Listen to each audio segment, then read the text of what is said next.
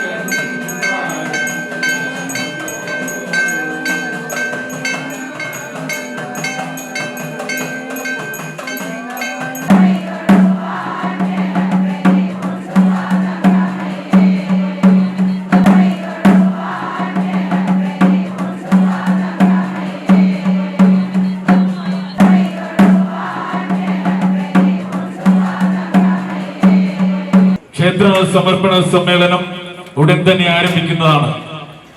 ഈ സമ്മേളനത്തിന്റെ ഔപചാരികമായ ഉദ്ഘാടന കർമ്മം ശ്രീമതി ആശാ തുഷാർ നിർവഹിക്കുന്നു. സമ്മേളനത്തിൽ നമ്മുടെ ശാഖായോഗം മുൻ പ്രസിഡന്റ് ശ്രീ സുരേഷ് ബാബുവിന് അനുശോചനം അറിയിക്കുന്നതുമാണ്.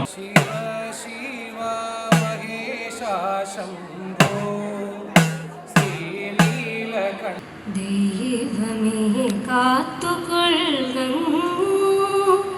കൈവിടാതെങ്ങു ഞങ്ങളെ നാവികൻ നീ ഭവാബ്ധിക്കുറാവിവൻ തോണി പദം ഒന്നൊന്നായി എണ്ണി എണ്ണി തൊട്ടെണ്ണും പൊരുളൊടുങ്ങിയാൽ നിന്നിടും ദൃക്കുപോലുള്ള നിന്നില സ്പന്ദമാകണം. അന്നവസ്ത്രാദി മുട്ടാതെ തന്നു രക്ഷിച്ചു ഞങ്ങളെ ധന്യരാക്കുന്ന നീയൊന്നു തന്നെ ഞങ്ങൾക്ക് തമ്പുരാൻ. ആഴിയും തിരയും കാറ്റും ആഴവും പോലെ ഞങ്ങളും മായയും നിൻ മഹിമയും നീയുമെന്നുള്ളിലാകണം. നീയല്ലോ സൃഷ്ടിയും സൃഷ്ടാവായതും സൃഷ്ടിജാലവും നീയല്ലോ ദൈവമേ സൃഷ്ടിക്കുള്ള സാമഗ്രിയായതും. നീയല്ലോ മായയും മായാവിയും മായാവിനോദനും നീയല്ലോ മായയെ നീക്കി സായുജ്യം നൽകുമാരനും. നീ സത്യം ജ്ഞാനമാനന്ദം നീ തന്നെ വർത്തമാനവും ഭൂതവും ഭാവിയും വേറെല്ലോതുമൊഴിയും ഓർക്കിരങ്ങി അകവും പുറവും തിങ്ങും മഹിമാവാർന്ന നിൻ പദം പുകഴ്ത്തുന്നു ഞങ്ങളങ്ങു.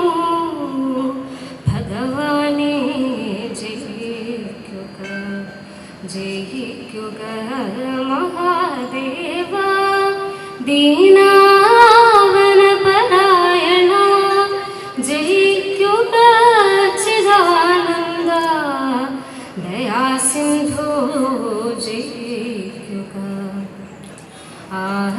ദീർഘകാലം നമ്മുടെ 24-ാം നമ്പർ SNDP ശാഖായോഗത്തിന്റെ ഊർജ്ജസ്വലമായ നേതൃത്വം വഹിച്ചുകൊണ്ട് ഈ കാണുന്ന തരത്തിൽ സർവതോമുഖമായ വളർച്ച നമുക്ക് നേടിത്തന്ന ബഹുമാന്യനും പ്രിയങ്കരനുമായിരുന്ന നമ്മുടെ എല്ലാമായിരുന്ന ശാഖായോഗം പ്രസിഡന്റായിരുന്ന അനിയൻ പുന്നശ്ശേരിയുടെ ദേഹവിയോഗത്തിൽ ഈ യോഗത്തിലുള്ള അഗാധമായ ദുഃഖം രേഖപ്പെടുത്തുന്നു. പരതിൻ്റെ സംതൃപ്ത കുടുംബാംഗങ്ങളുടെ ദുഃഖത്തിൽ അനുശോചനം അറിയിക്കുകയും ചെയ്തുകൊള്ളുന്നു. ബ്രഹ്മശ്രീ ശുഭാംഗാനന്ദ സ്വാമികൾ യോഗത്തിൽ മുഖ്യ പ്രഭാഷണം നടത്തുവാൻ എത്തിച്ചേർന്നിട്ടുള്ള കുട്ടനാട് സൗത്ത് യൂണിയൻ്റെ ചെയർമാൻ പച്ചയിൽ സന്ദീപ് അവറുകൾ, കൺവീനർ അഡ്വക്കേറ്റ് സുബ്രഹ്മോദം അവറുകൾ,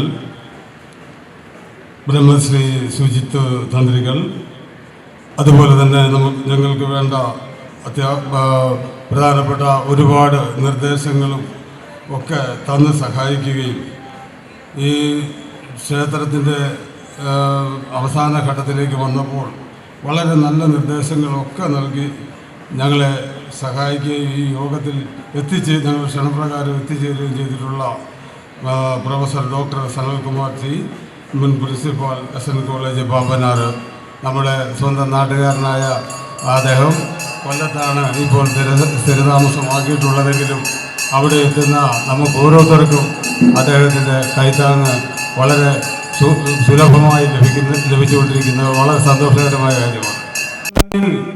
കൃഷ്ണൻകുട്ടി കൃഷ്ണഭവനും ക്ഷേത്രത്തിന് കൊടിമരം സമർപ്പിച്ചു. ഒരു സാധാരണക്കാരനെ സംബന്ധിച്ചോളം അതൊരു അദ്ദേഹത്തിൻ്റെ മനസ്സിനെയാണ് നമ്മൾ അംഗീകരിക്കേണ്ടത്. നമുക്കൊക്കെ മാതൃക കാട്ടിക്കൊണ്ട് അദ്ദേഹം ഇപ്പോൾ ഭഗവാൻ ശ്രീനാരായണ ഗുരുദേവ വിഗ്രഹം തന്നെ ക്ഷേത്രത്തിൽ സമർപ്പിച്ചിരിക്കുകയാണ്. എത്ര പറഞ്ഞാലും മതിയാവില്ല. നടക്കാൻ പോലും വല്ലാത്ത ഒരവസ്ഥയിൽ എന്തോ കാലിന് നീർക്കെട്ടോ മറ്റോ സംഭവിച്ചതിൻ്റെ അടിസ്ഥാനത്തിലാണ്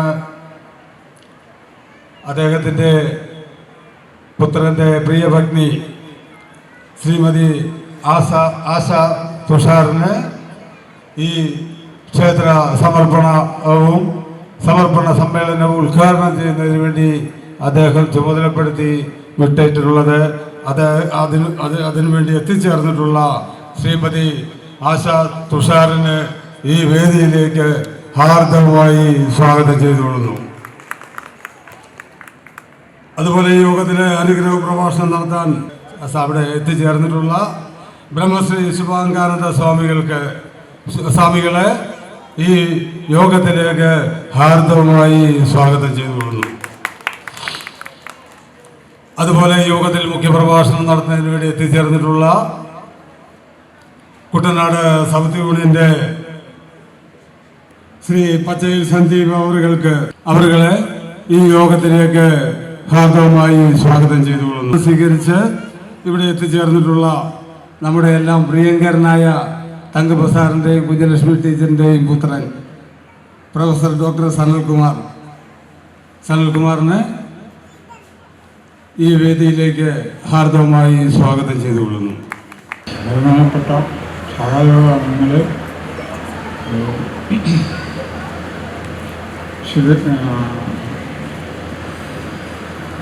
SNDP യോഗം വൈസ് പ്രസിഡന്റ് തുഷാറുള്ളയുടെ ഭാര്യ ഉദ്ഘാടനം ചെയ്യാനായി കിട്ടിയതിലും സ്വാമി ഞങ്ങളുടെ ക്ഷണമനുസരിച്ച് ഇവിടെ എത്തിയിരുന്നു. ഞങ്ങളെ ഏറ്റവും കൂടുതൽ സഹായിച്ച സന്ദീപ് പച്ചയിലും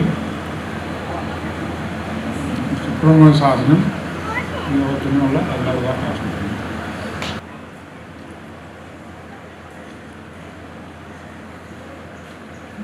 വേദിയിലിരിക്കുന്ന ബ്രഹ്മശ്രീ സ്വാമികൾക്ക് നമസ്കാരം. വേദിയിലും സദസ്സിലും ഇരിക്കുന്ന എല്ലാ ശ്രീനാരായണീയർക്കും എൻ്റെ വിനീതമായ നമസ്കാരം. ഞാൻ ഇവിടെ ഒരു നിയോഗം പോലെ വന്നു പെട്ടതാണ്. അച്ഛനിവിടെ എത്തേണ്ടതാണ്. നിങ്ങളെല്ലാവരും അച്ഛനെ പ്രതീക്ഷിച്ചാണ് ഇരിക്കുന്നതെന്നറിയാം. അദ്ദേഹത്തിന് യാത്ര ചെയ്യാൻ ബുദ്ധിമുട്ടുള്ളത് കൊണ്ടാണ് എനിക്ക് ഈ നിയോഗം കിട്ടിയത്. അതൊരു അനുഗ്രഹമായി ഞാൻ കാണുന്നു. ഗുരുദേവൻ എന്നെ അനുഗ്രഹിച്ചായിരിക്കും ഇങ്ങനെ ഒരു ചടങ്ങിൽ പങ്കെടുക്കണം എന്നുള്ളത്. അതെനിക്ക് ഏറ്റവും വലിയൊരു അനുഗ്രഹമായി കരുതുന്നു. പിന്നെ നിങ്ങളെല്ലാവരും ഇവിടെ കൂടിയ നിങ്ങളുടെ എല്ലാം ഭയങ്കരമായി നിങ്ങൾ ഗുരുദേവ ഭക്തരാണെന്ന് എനിക്ക് മനസ്സിലായി. എന്നും ഗുരുദേവൻ്റെ അനുഗ്രഹം നിങ്ങൾക്കെല്ലാവർക്കും ഉണ്ടാകട്ടെ. ഈ ക്ഷേത്രവും ഇവിടുത്തെ ചടങ്ങും എല്ലാം ഞാൻ ഔപചാരികമായി അച്ഛൻ്റെ പേരിൽ ഇവിടെ ഉദ്ഘാടനം ചെയ്തതായിട്ട് പറയുന്നു. നിഖില ദുഃഖകരം പവിത്രം യത്പാദപങ്കജരജാംശാം ശഖാനി ദാത്രേ പുമർത്തനജേസ്യജ ശ്രീനാരായണം മുനിവരം തമഹം നമാമി. യോഗത്തിൻ്റെ അധ്യക്ഷപദം അലങ്കരിക്കുന്ന ശാഖായോഗം പ്രസിഡന്റ് ശ്രീ CC സോമൻ അവറുകൾ ശ്രദ്ധേയമായ ഗുരുക്ഷേത്ര സമർപ്പണം സമ്മേളനം ഔപചാരികമായി ഉദ്ഘാടനം ചെയ്ത ശ്രീമതി ആശാ തുഷ, ഈ വേദിയിൽ സന്നിഹിതരായിരിക്കുന്ന യൂണിൻ്റെ ബഹുമാന്യനായ ചെയർമാൻ ശ്രീ സന്ദീപ് പച്ചയിൽ ഉൾപ്പെടെ യൂണിൻ്റെയും ശാഖയുടെയും ഭാരവാഹികളെ, പ്രവർത്തകരെ, സ്നേഹസമ്പന്നരായ സ്നേഹനിധികളായ സഹോദരി സഹോദരന്മാരെ, ഗുരുഭക്തരെ, സുഹൃത്തുക്കളെ, നിങ്ങൾക്കേവർക്കും എൻ്റെ സ്നേഹ നിർഭരമായ പ്രണാമം ആദ്യമായി അർപ്പിക്കട്ടെ. വളരെയേറെ ശ്രദ്ധേയമായ ധന്യമായ ഒരു മുഹൂർത്തത്തിനാണ് നാം എല്ലാവരും ഇവിടെ സാക്ഷ്യം വഹിച്ചിരിക്കുന്നത്. ശ്രദ്ധേയമായ ധന്യമായ മുഹൂർത്തം എന്ന് ഞാൻ സൂചിപ്പിച്ചത് നമുക്കെല്ലാം കാണപ്പെട്ട ദൈവമായ ശ്രീനാരായണ ഗുരുദേവൻ്റെ പൂർണ്ണകായ പ്രതിമ ഇവിടെ പ്രതിഷ്ഠാപിതമായിരിക്കുകയാണ്. ഇവിടെ ഗുരുവിൻ്റെ പ്രതിഷ്ഠ അല്ലെങ്കിൽ പ്രതിമ പ്രതിഷ്ഠിക്കുന്നതിലൂടെ ശ്രീനാരായണ ഗുരുദേവൻ്റെ ജീവിക്കുന്ന ദർശനത്തിൻ്റെ പ്രതീകമായി ഈ ഗുരുക്ഷേത്രം ഇവിടെ മാറുകയാണ്. അങ്ങനെ സന്തോഷകരമായ ഈ മുഹൂർത്തത്തെ സൂചിപ്പിക്കുമ്പോൾ ഇവിടെ സൂചിപ്പിച്ചതുപോലെ ദുഃഖപൂർണമായ ഒരു അവസ്ഥ നമ്മുടെ മുമ്പിലുണ്ട്.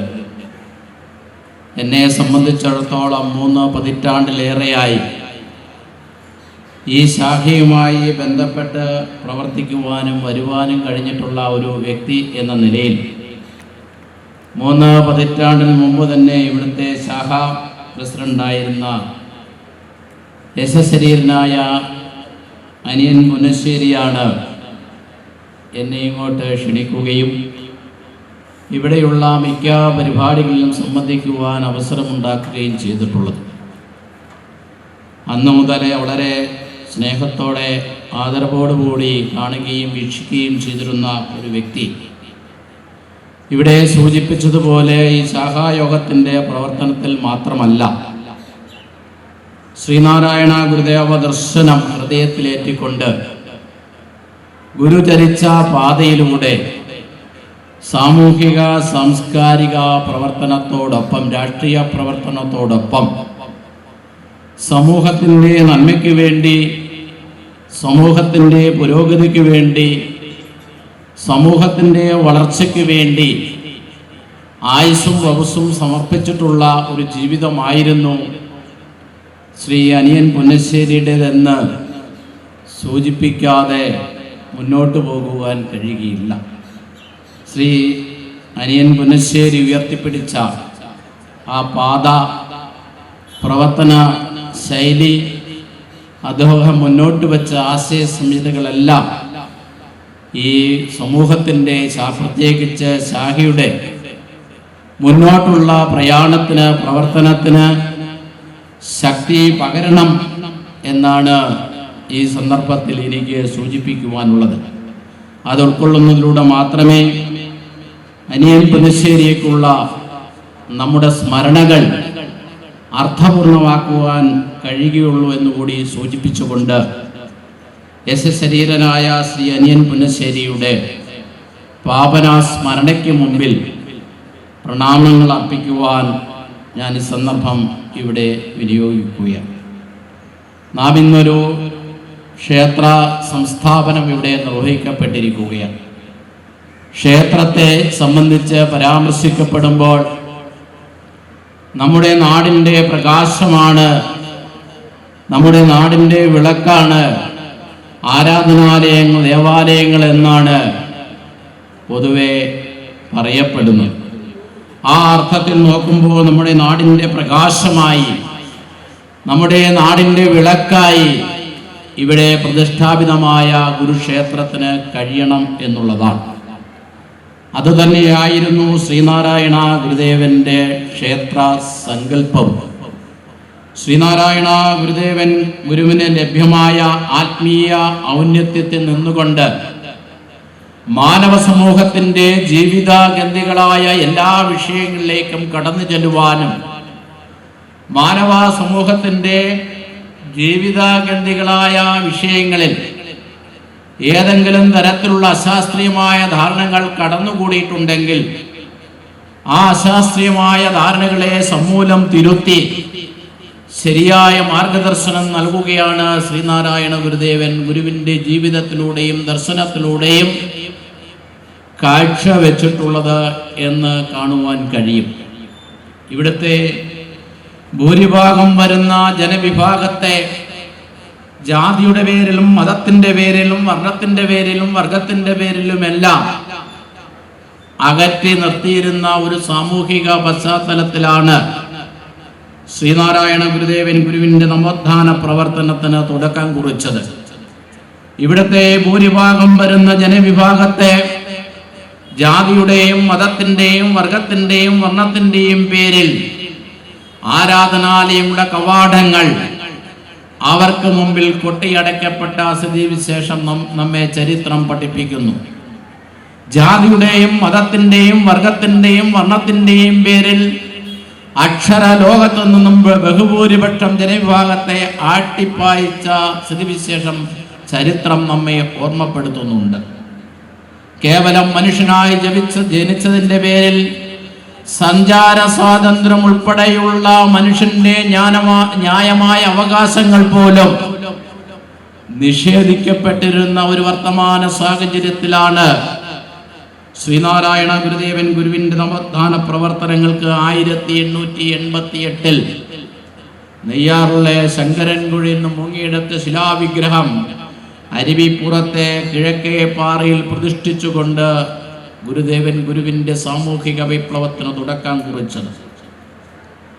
കേവലം ഒരു ക്ഷേത്ര സംസ്ഥാപനത്തോട് അനുബന്ധിച്ച് ശ്രീനാരായണ ഗുരുദേവൻ നൽകിയ സന്ദേശത്തിൽ ദൈവത്തെക്കുറിച്ചോ ദേവാലയത്തെക്കുറിച്ചോ പറയുവാൻ ഗുരു തയ്യാറായില്ല എന്നുള്ളതാണ്.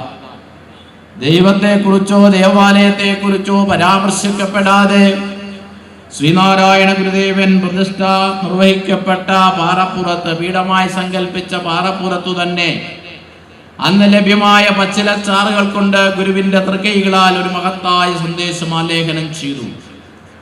ആ സന്ദേശത്തിൽ ഗുരു പറഞ്ഞത്, ജാതിഭേദം മതദ്വേഷം ഏതുമില്ലാതെ സർവരും സോദരത്വേന വാഴുന്ന മാതൃകാ സ്ഥാനമാമിത് എന്നാണ്. ഇന്നേക്ക് 138 വർഷങ്ങൾ പിന്നിടുമ്പോഴും ആ സന്ദേശത്തിന്റെ മഹിമയും മഹത്വവും മങ്ങാതെ ഇന്നും ഉയർന്നു നിൽക്കുകയാണ്. നമ്മുടെ പ്രസിഡന്റ്, പ്രധാനമന്ത്രി ഉൾപ്പെടെയുള്ളവരെല്ലാം സന്ദർഭോചിതമായി നൽകുന്ന സന്ദർഭങ്ങളിലെല്ലാം പ്രസംഗിക്കുന്നത്, എടുത്തു പറയുന്നത് ഈ ശ്ലോകമാണ്.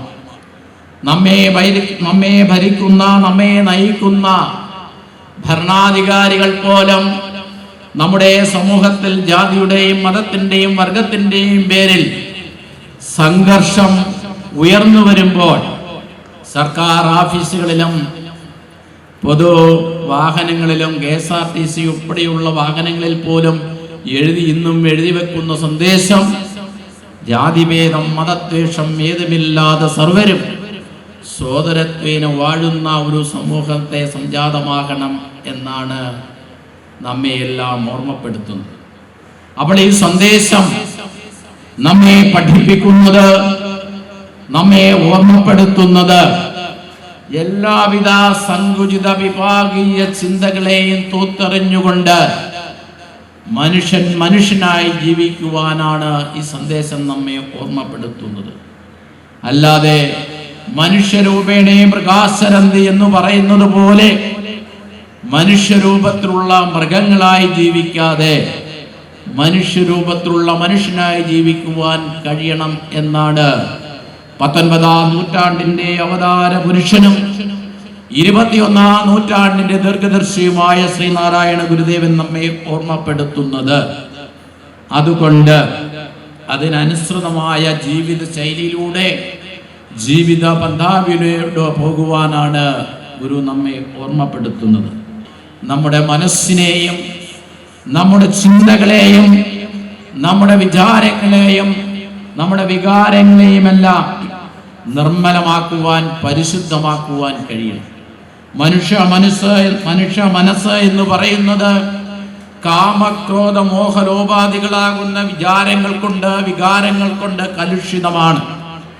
ഇങ്ങനെ കാമക്രോധ മോഹലോപാധികളാകുന്ന വികാരങ്ങൾ കൊണ്ട് കലുഷിതമായിരിക്കുന്ന മനുഷ്യ മനസ്സിനെ നിർമ്മലമാക്കുവാൻ പരിശുദ്ധമാക്കുവാൻ ഈശ്വര ചിന്തയിൽ അധിഷ്ഠിതമായ ഈശ്വര സ്മരണയിൽ അധിഷ്ഠിതമായ ജീവിതത്തിലൂടെ ജീവിത ശൈലിയിലൂടെ സാധ്യമാക്കുകയുള്ളൂ എന്ന് സത്യദർശിയായ ഈശ്വരദർശിയായ ശ്രീനാരായണ ഗുരുദേവൻ നമ്മെ ഓർമ്മപ്പെടുത്തുകയാണ്. അതുകൊണ്ടാണ് മഹത്തായ SNDP യോഗത്തിന്റെ 5ാമത് വാർഷിക സമ്മേളനം 1908 കൊല്ലത്ത് വെച്ച് നടന്നപ്പോൾ ആ സമ്മേളനത്തിന് ഒരു സന്ദേശം ആവശ്യപ്പെട്ടപ്പോൾ ശ്രീനാരായണ ഗുരുവിന്റെ തൃക്കൈകളായി എഴുതി കൊടുത്ത സന്ദേശത്തിൽ ശ്രീനാരായണ ഗുരുദേവൻ അടിവരയിട്ട് സൂചിപ്പിച്ചത് എല്ലാ ഹൃദയങ്ങളിലും എല്ലാ ഭവനങ്ങളിലും ഈശ്വര വിശ്വാസം എത്തിക്കണം എന്നുള്ളതായിരുന്നു. എല്ലാ ഹൃദയങ്ങളിലും എല്ലാ ഭവനങ്ങളിലും ഈശ്വര വിശ്വാസം എത്തിക്കണം എന്നുള്ളതായിരുന്നു 1908 നടന്ന മഹത്തായ SNDP യോഗത്തിന്റെ 5ാമത് വാർഷിക സമ്മേളനത്തിന് ഗുരുദേവൻ നൽകിയ സന്ദേശത്തിൽ ഊന്നി പറഞ്ഞത്. ഈശ്വര ചിന്തയിലും ഈശ്വര സ്മരണയിലും അധിഷ്ഠിതമായ ജീവിതം ഉണ്ടാകണം എന്നുള്ളതായിരുന്നു ഗുരുവിൻ്റെ വലിയ സങ്കല്പം. ഇന്ന് ആ സന്ദേശത്തിന് 1.25 നൂറ്റാണ്ട് പിന്നിടുമ്പോഴും ആ സന്ദേശത്തെ എത്രമാത്രം യാഥാർത്ഥ്യമാക്കുവാൻ, ആ സന്ദേശം എത്രമാത്രം പ്രായോഗികമാക്കുവാൻ നമുക്ക് സാധിച്ചു എന്ന് നാം ഓരോരുത്തരും ആത്മപരിശോധന ആത്മവിചിന്തനം ചെയ്യേണ്ട ഒരു വർത്തമാന സാഹചര്യം നമ്മുടെ മുമ്പിലുണ്ട്. കാരണം നാം ഇന്നൊരു പുതിയ നൂറ്റാണ്ടിലേക്ക്, നാം ഇന്നൊരു പുതിയ സഹസ്രാബ്ദത്തിലേക്ക് കാൽവെച്ചിരിക്കുകയാണ്. നമ്മുടെ പുതിയ നൂറ്റാണ്ടെന്ന് പറയുന്നത്, നമ്മുടെ പുതിയ സഹസ്രാബ്ദം എന്ന് പറയുന്നത് അനുനിമിഷം മാറിക്കൊണ്ടിരിക്കുന്ന, അനുനിമിഷം വളർന്നുകൊണ്ടിരിക്കുന്ന ഒരു ശാസ്ത്രയുഗത്തിലാണ് നാം ജീവിക്കുന്നത്. നമ്മുടെ ഭൗതിക ജീവിതം എത്രമാത്രം സുഖപൂർണ്ണമാക്കാമോ, നമ്മുടെ ഭൗതിക ജീവിതം എത്രമാത്രം ആനന്ദപൂർണ്ണമാക്കാമോ അത്രമാത്രം സുഖപൂർണ്ണമാക്കാനും ആനന്ദപൂർണ്ണമാക്കാനും ഇന്ന് ശാസ്ത്രത്തിനും സാങ്കേതിക വിദ്യയ്ക്കും കഴിയുന്നുണ്ട്. ദൂരദൈർഘ്യം കുറയ്ക്കുന്നു, കാലദൈർഘ്യം കുറയ്ക്കുന്നു. അങ്ങനെ നമ്മുടെ വീടിൻ്റെ കൊച്ചു റൂമിലിരുന്നു കൊണ്ട് ലോകത്ത് നടക്കുന്ന എല്ലാ സംഭവവികാസങ്ങളെയും കാണുവാനും കേൾക്കുവാനും മനസ്സിലാക്കുവാനും കഴിയുന്ന വിധത്തിൽ ശാസ്ത്രവും സാങ്കേതിക വിദ്യയും വളർന്നു പന്തലിച്ചിരിക്കുകയാണ്. പക്ഷേ മനുഷ്യനിൽ അന്തർലീനമായിരിക്കുന്ന അവൻ്റെ ആന്തരിക പ്രശ്നങ്ങൾക്ക്, ആന്തരിക ദുഃഖങ്ങൾക്ക് പരിഹാരം കാണുവാൻ ശാസ്ത്രത്തിനും സാങ്കേതിക വിദ്യയ്ക്കും കഴിയുന്നില്ല എന്നുള്ള വസ്തുത ഒരിക്കലും നമുക്ക് വിസ്മരിച്ചുകൂടാ. ഇക്കാര്യം നൂറ്റാണ്ടുകൾക്ക് മുമ്പ് തന്നെ നമ്മുടെ സത്യദർശികളായ ഈശ്വരദർശികളായ ഋഷീശ്വരന്മാർ അവരുടെ സത്യാനുഭവത്തിന്റെ ഈശ്വരാനുഭവത്തിന്റെ വെളിച്ചത്തിൽ നൂറ്റാണ്ടുകൾക്ക് മുമ്പ് തന്നെ ഈ സമൂഹത്തെ ഓർമ്മപ്പെടുത്തിയിട്ടുണ്ട്. ഉപനിഷത്തുകളിലൂടെ നാം പരിശോധിക്കുമ്പോൾ അത് നമുക്ക് കാണുവാൻ കഴിയും. ശ്വേതാശ്വേതരോപനിഷത്തിന്റെ ഒരു പ്രഖ്യാപനം നോക്കുക. ശ്വേതാശ്വേതരോപനിഷത്തിന്റെ ഒരു മന്ത്രത്തിൽ സൂചിപ്പിക്കുന്നത് ഇപ്രകാരമാണ്: യഥാ ചർമ്മവത് ആകാശം വേഷ്ടിഷന്തി മനവാഹ തഥാദേവ അവിജ്ഞായോ ദുഃഖസ്യാന്തോ ഭവിഷ്യതി എന്ന്. അതായത് നമ്മുടെ തലയ്ക്ക് മുകളിൽ കാണുന്ന ഈ നീലാകാശത്തെ ശാസ്ത്രത്തിൻ്റെയും സാങ്കേതിക വിദ്യയുടെയും ഫലമായി ഒരു തോൽക്കഷത്തെ പോലെ ചുരുട്ടി മാറ്റിയേക്കാം. പക്ഷേ മനുഷ്യനിൽ അന്തർലീനമായിരിക്കുന്ന അവന്റെ ദുഃഖത്തിന് ദുരിതത്തിന് പരിഹാരം കാണുവാൻ ശാസ്ത്രത്തിനും സാങ്കേതിക വിദ്യയ്ക്കും കഴിയില്ല എന്ന് നൂറ്റാണ്ടുകൾക്ക് മുമ്പ് തന്നെ നമ്മുടെ സത്യദർശികളായ ഋഷീശ്വരന്മാർ നമ്മെ പഠിപ്പിച്ചിട്ടുണ്ട്. അക്കാര്യം തന്നെയാണ് ശ്രീനാരായണ ഗുരുദേവനും നമ്മെ ഓർമ്മപ്പെടുത്തുന്നത്, നമ്മെ ഉത്ബോധിപ്പിക്കുന്നത്, നമ്മെ പഠിപ്പിക്കുന്നത്. വിവേകവും വിശേഷ ബുദ്ധിയുള്ള മനുഷ്യന്റെ ജീവിതം അർത്ഥപൂർണമാക്കുവാൻ, അർത്ഥസമ്പുഷ്ടമാക്കുവാൻ അതിനനുസൃതമായ ജീവിതത്തിലൂടെ, ജീവിതശൈലിയിലൂടെ നാം മുന്നേറണം എന്നാണ് ഗുരു ലളിതമായി മധുരമായി നമ്മെ ഉപദേശിച്ചിട്ടുള്ളത്.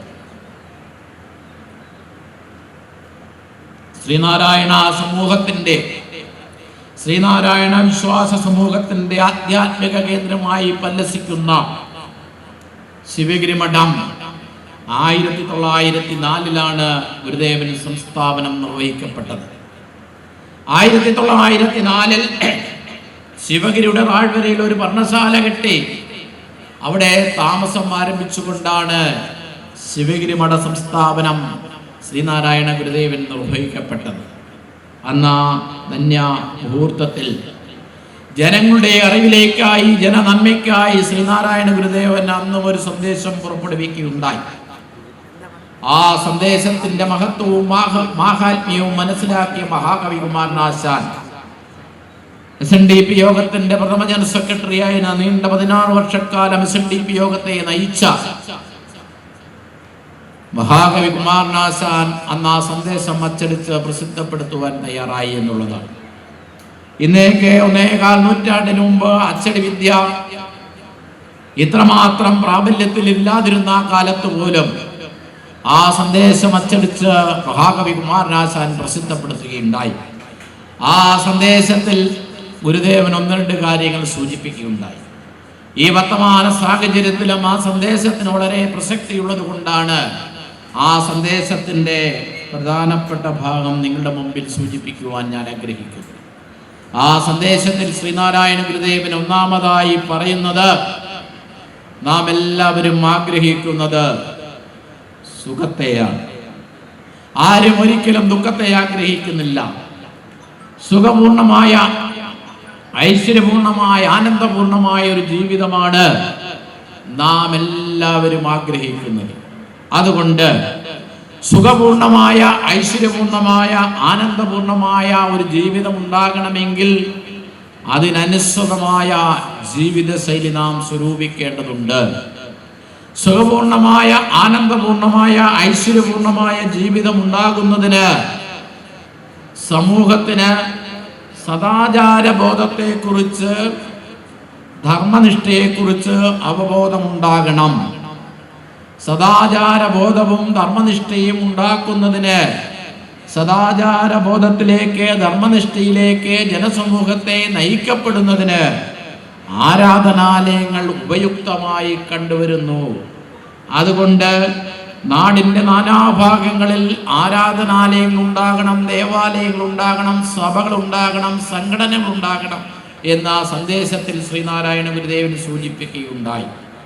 അപ്പോൾ ആരാധനാലയങ്ങളിലൂടെ, ദേവാലയങ്ങളിലൂടെ, സഭകളിലൂടെ, സംഘടനകളിലൂടെ എല്ലാം നാം പ്രഥമമായി നിർവഹിക്കപ്പെടേണ്ട കർത്തവ്യം എന്ന് പറയുന്നത് വളരുന്ന തലമുറയെ ദിശാബോധമുള്ള, ലക്ഷ്യബോധമുള്ള തലമുറയാക്കി മാറ്റുന്നതിന് സദാചാരബോധത്തിൽ അധിഷ്ഠിതമായ, ധർമ്മനിഷ്ഠയിൽ അധിഷ്ഠിതമായ അവബോധം ജനിപ്പിക്കണം എന്നുള്ളതാണ്.